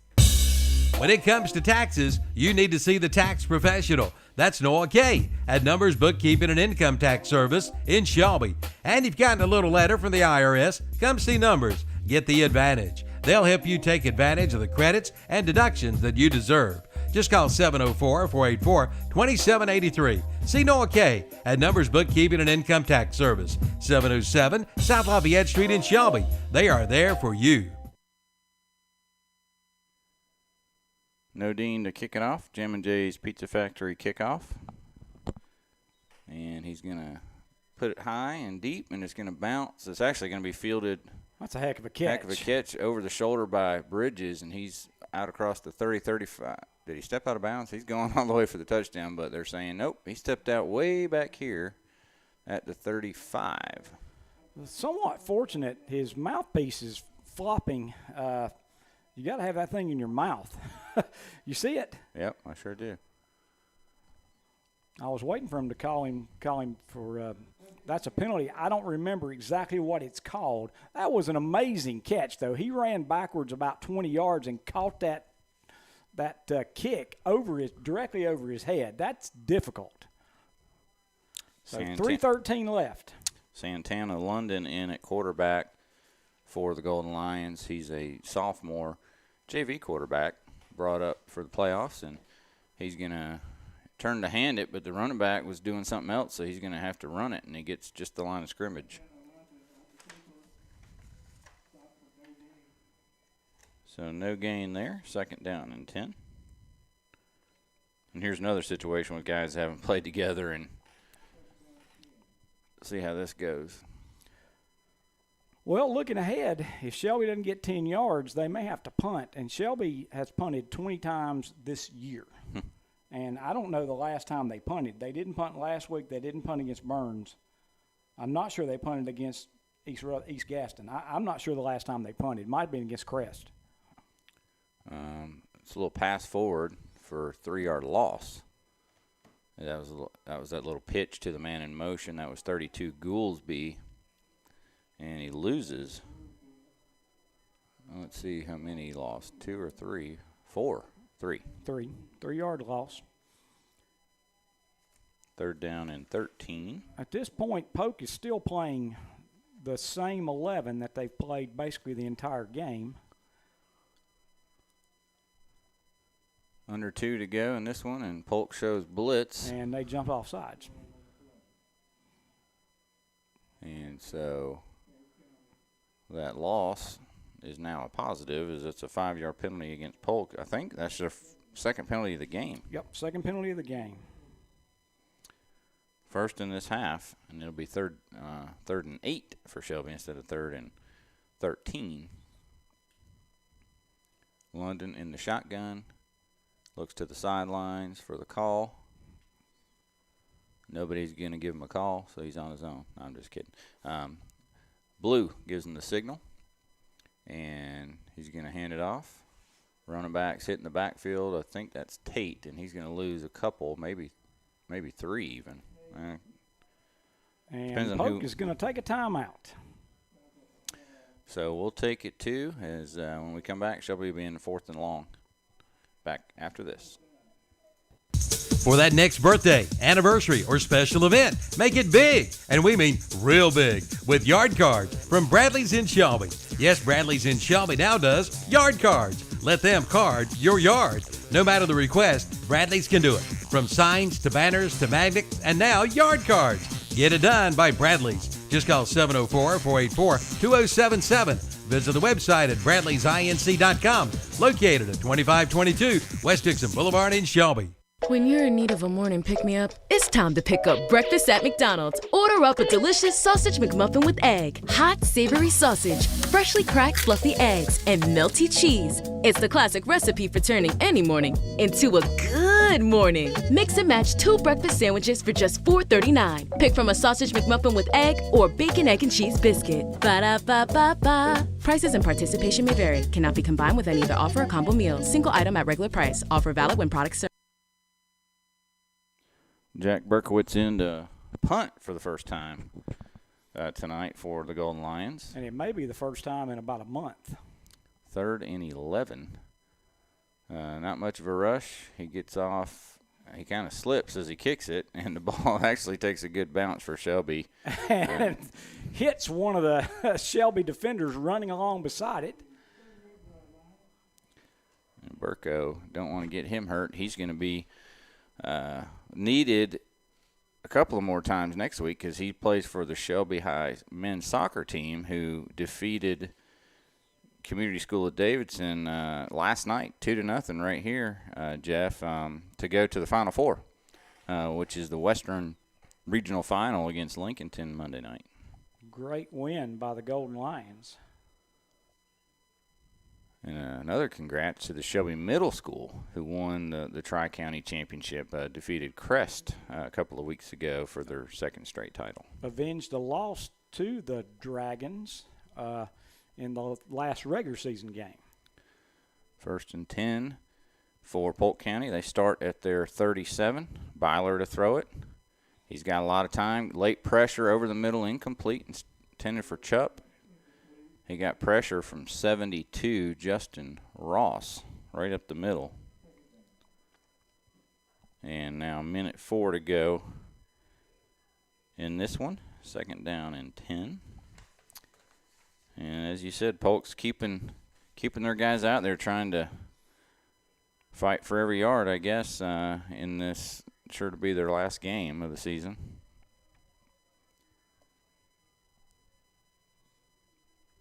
And shotgun for Byler.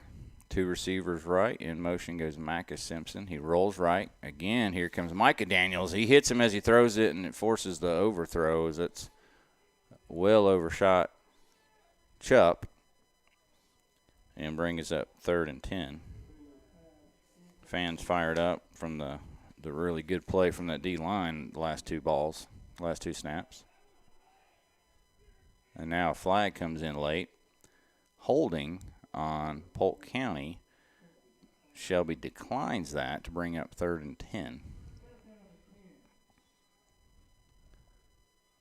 That's 2 big boys in the middle there for Shelby. That's all I know. Yes. 72 Ross is 5'10", 255, and 78 Daniels is 6'3", 315.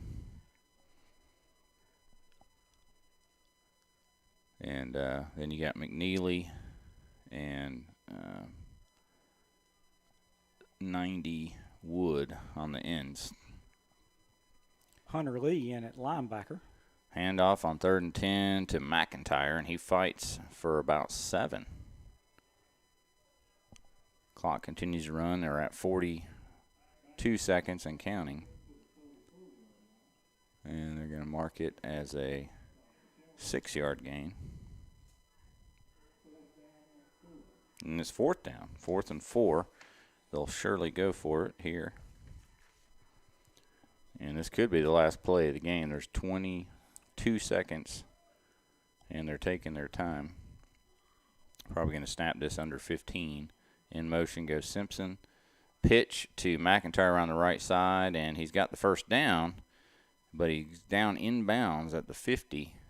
Actually, they're saying he got out of bounds, or they're just stopping it for the first down. Yeah, and he started it back again. That may have been the last play, and we're gonna that will be the last play. So last play of the game is a 1st down run by Carlin McIntyre for 7 yards. But that's going to do it. Shelby moves to the 3rd round with a 42-20 win over Polk County here. We'll take a quick break. We'll be back with our in-stadium postgame show sponsored by Stamey Funeral Home of Falston. You've been listening to the West End Sales Game of the Week here, Shelby and Polk County. Shelby wins 42-20. Back after this. Served. Want a wild guess this holiday season? Learn how in Cleveland Community College's Cooking for the Holidays class. Learn to prepare festive dishes your family and friends will rave about. Want more?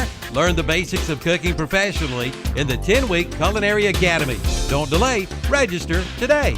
Evening classes are available, but seating is limited. Call 704-669-4015 to register or to get more information. Again, 704-669-4015. 3 big days of savings are waiting for you at Wright's Jewelry in Falston, with store-wide savings of up to 75% off.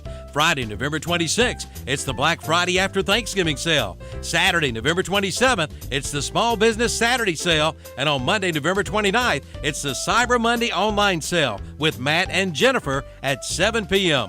on Facebook.com/Wright's Jewelry Store and Wright'sJewelryStore.com/events. Up to 75% of savings from Wright's Jewelry, 4911 Falston Road, Highway 18 North in Falston.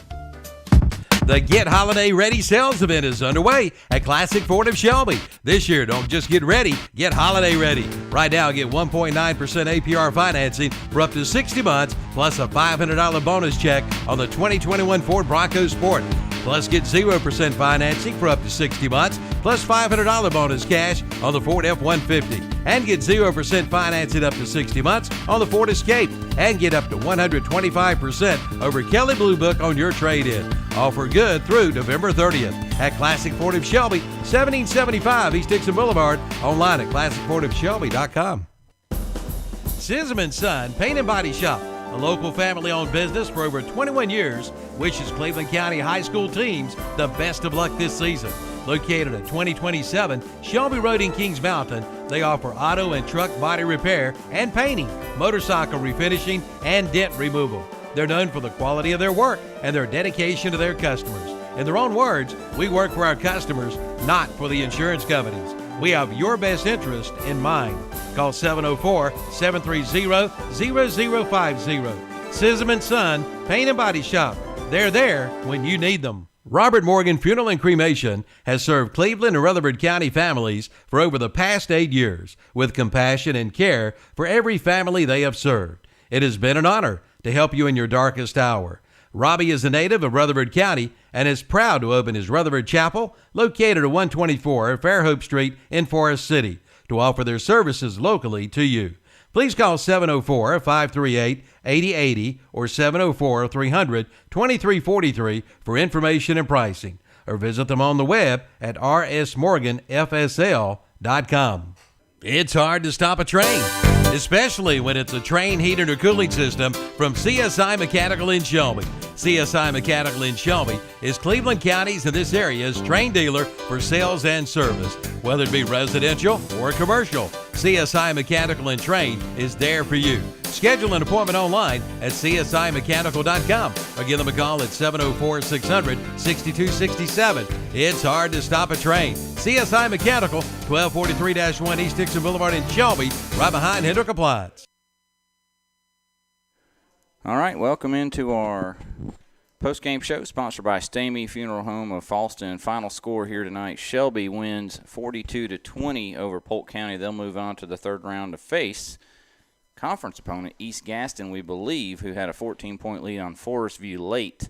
We'll get you that final score for sure, but it's looking like a potential rematch between Shelby and East Gaston in the third round. But first, let's do our Okies Tire and recap of the game, Jeff. All right, they opened the scoring with 5:06 left in the first quarter. Drew Hollifield, 1-yard touchdown run. Jack Berkowitz, point after, made it 7-0 Shelby. With 3:03 left in the first quarter, Luke Williams, a 61-yard touchdown pass from Dalen Lee. Berkowitz's point after made it 14-0 Shelby. And on the last play of the first quarter, Isaiah Bridges with an 11-yard touchdown pass from Lee. Berkowitz's point after made it 21-0. In the second quarter, with 8:30 remaining, Demetrius Thompson had a 66-yard touchdown pass from Lee. Berkowitz's point after made it 28-0. With 4:34 left in the second quarter, Stephen Chupp had a 14-yard touchdown pass from Byler. Nodine's point after, Shelby led 28-7. With 3:34 left in the second quarter, Isaiah Bridges, a 67-yard touchdown pass from Lee. Berkowitz's point after made it 35-7, and that was the halftime score. With 3:18 left in the third quarter, Jalen Petty, a 7-yard touchdown run. Berkowitz's point after made it 42-7. And in the fourth quarter, 2 touchdowns by Polk County against the Shelby Reserves. With 9:16 left in the fourth quarter, Micah Simpson, a 4-yard touchdown run. The point after was wide left, and Shelby led 42-13. And then with 3:25 left in the ball game, Chubb with a 28-yard touchdown pass from Byler. Nodine's point after made it 42-20. and that was the final. Shelby won 42-20, and a dominant performance by the Golden Lions. A game attempt, hard fought, good play by Polk County, but they just didn't have enough to stay with the Golden Lions. That 21-0 first quarter effectively put it out of reach. Yeah, you could see how they beat a lot of teams. They're solid. They have good athletes at the skill positions. They got a tough quarterback, and they can run the football. Yeah, offensive line blocks well, and again, they scored 20 points. And we said for them to win the game, it needs to be 28-21, something like that. And we said if Shelby gets out and scores 40 points, it's going to be over, and we were right on that. Yep, absolutely. They finished 7-4. Shelby improves to 11-1, and they will host East Gaston, who did defeat Forest Hills 41-21 tonight, and move on to the third round. What a year for East Gaston too to do that. Absolutely. Especially after what they've gone through the last 2 years. And they are dangerous. They have running backs that you just you got to play well. Shelby blitzed on. I mean, you were doing the game, I think. Yep. Shelby got out and jumped out on 3 touchdowns right away. Blocked a punt for a touchdown and then just poured it on. And then from that point, after they got a big lead, it kind of bounced around a little bit. Not unlike the game tonight, except they can go 80. They had a couple of 80-yard touchdown runs. It seems like if I was listening to you. Yeah, they got the Hill guy and then McKinley, and they can both take it to the house on you. And a good quarterback. So that'll be a good matchup next week. Final stats for Shelby Golden Lions tonight. Passing, Dalen Lee, from what I understand from Jim Sherman, set the single-game passing record for Shelby High tonight. That's a 110-plus year record, Jeff. There's been a team here. And so 17 of 22, 500 yards, 4 touchdowns. Drew Hollifield was 0 for 1. Santana London 1 for 1 for -3 yards. Receiving, how about this? 3 receivers over 100 yards for Shelby tonight, led by Isaiah Bridges. 5 catches, 138 yards, 2 touchdowns. Jakeith Hamilton had 4 catches for 133 yards. Luke Williams had 3 catches for 109 yards and 1 touchdown. Demetrius Thompson had 3 catches for 85 yards and 1 touchdown. Jalen Petty had 2 catches for 35 yards, and Landon Gouldsby 1 catch for -3. Rushing, Jalen Petty 8 carries for 36 yards and a touchdown. Drew Hollifield 4 carries for 10 yards and a touchdown. Bryson Key 2 carries for 11 yards. Dalen Lee 2 for -17. Santana London 1 carry for no gain, and Tristan Tate 1 carry for -2. Shelby only 38 yards rushing when you count the sack yardage, and 497 passing for 535 total tonight, but 409 in the first half is what put the game away. Absolutely. It's time for our players of the game. We'll start with our defensive player of the game, sponsored by Falston Pharmacy. There were a lot of choices. We went with Malachi Hamrick. We felt in the first half when the game was in doubt, he made a number of big plays, had 1 big sack.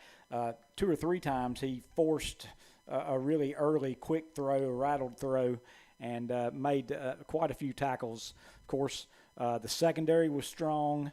The defensive front was strong. I mean, nobody for Shelby, had a bad game at all on the defense side. Nobody for Shelby, period, had a bad game. It was a dominant performance. Yeah, Malachi had that big 10-yard sack early.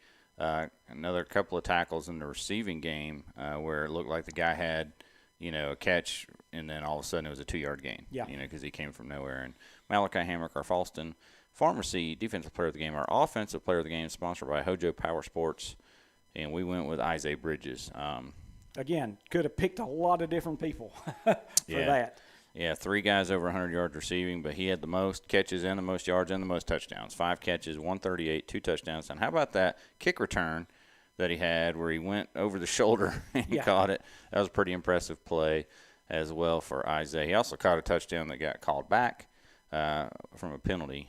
Big game tonight for Isaiah Bridges, our Hojo Power Sports player of the game, and our overall player of the game, sponsored by S&R Auto Sales of Shelby. When you set the record for most passing yardage in a game, and generally if you look at those passing yardage records, the vast majority of them are set in losses.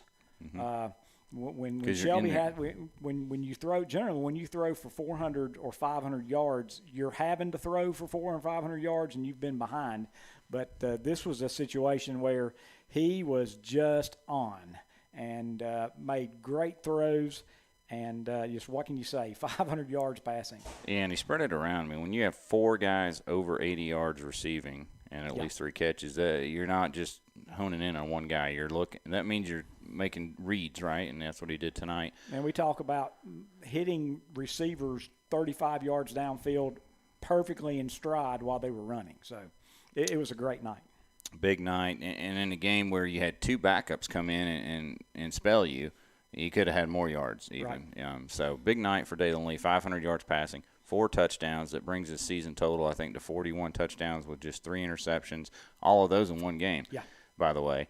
And S&R Auto Sales, overall player of the game. Final score, Shelby 42 and Polk County 20. We want to get you over to our post-game show with Kevin and Dennis and JP to talk about all the other scores. We know area scores. We know Crest moved on with a win tonight. We know that Burns lost tonight. They took one.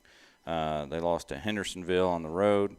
And I didn't get the Kings Mountain final, but I believe they were up late. And let's see, they did win. They won 27-17 over West Charlotte. Crest wins 28-15 over West Rowan. Shelby wins. So 3 of the 4 county schools go on to the 3rd round. And be sure to listen to the post-game show where they talk all about it and have the call-ins. For Jeff Jones, Brent Pasco here. We'll see you next week. Shelby 42, Polk County 20. Final score.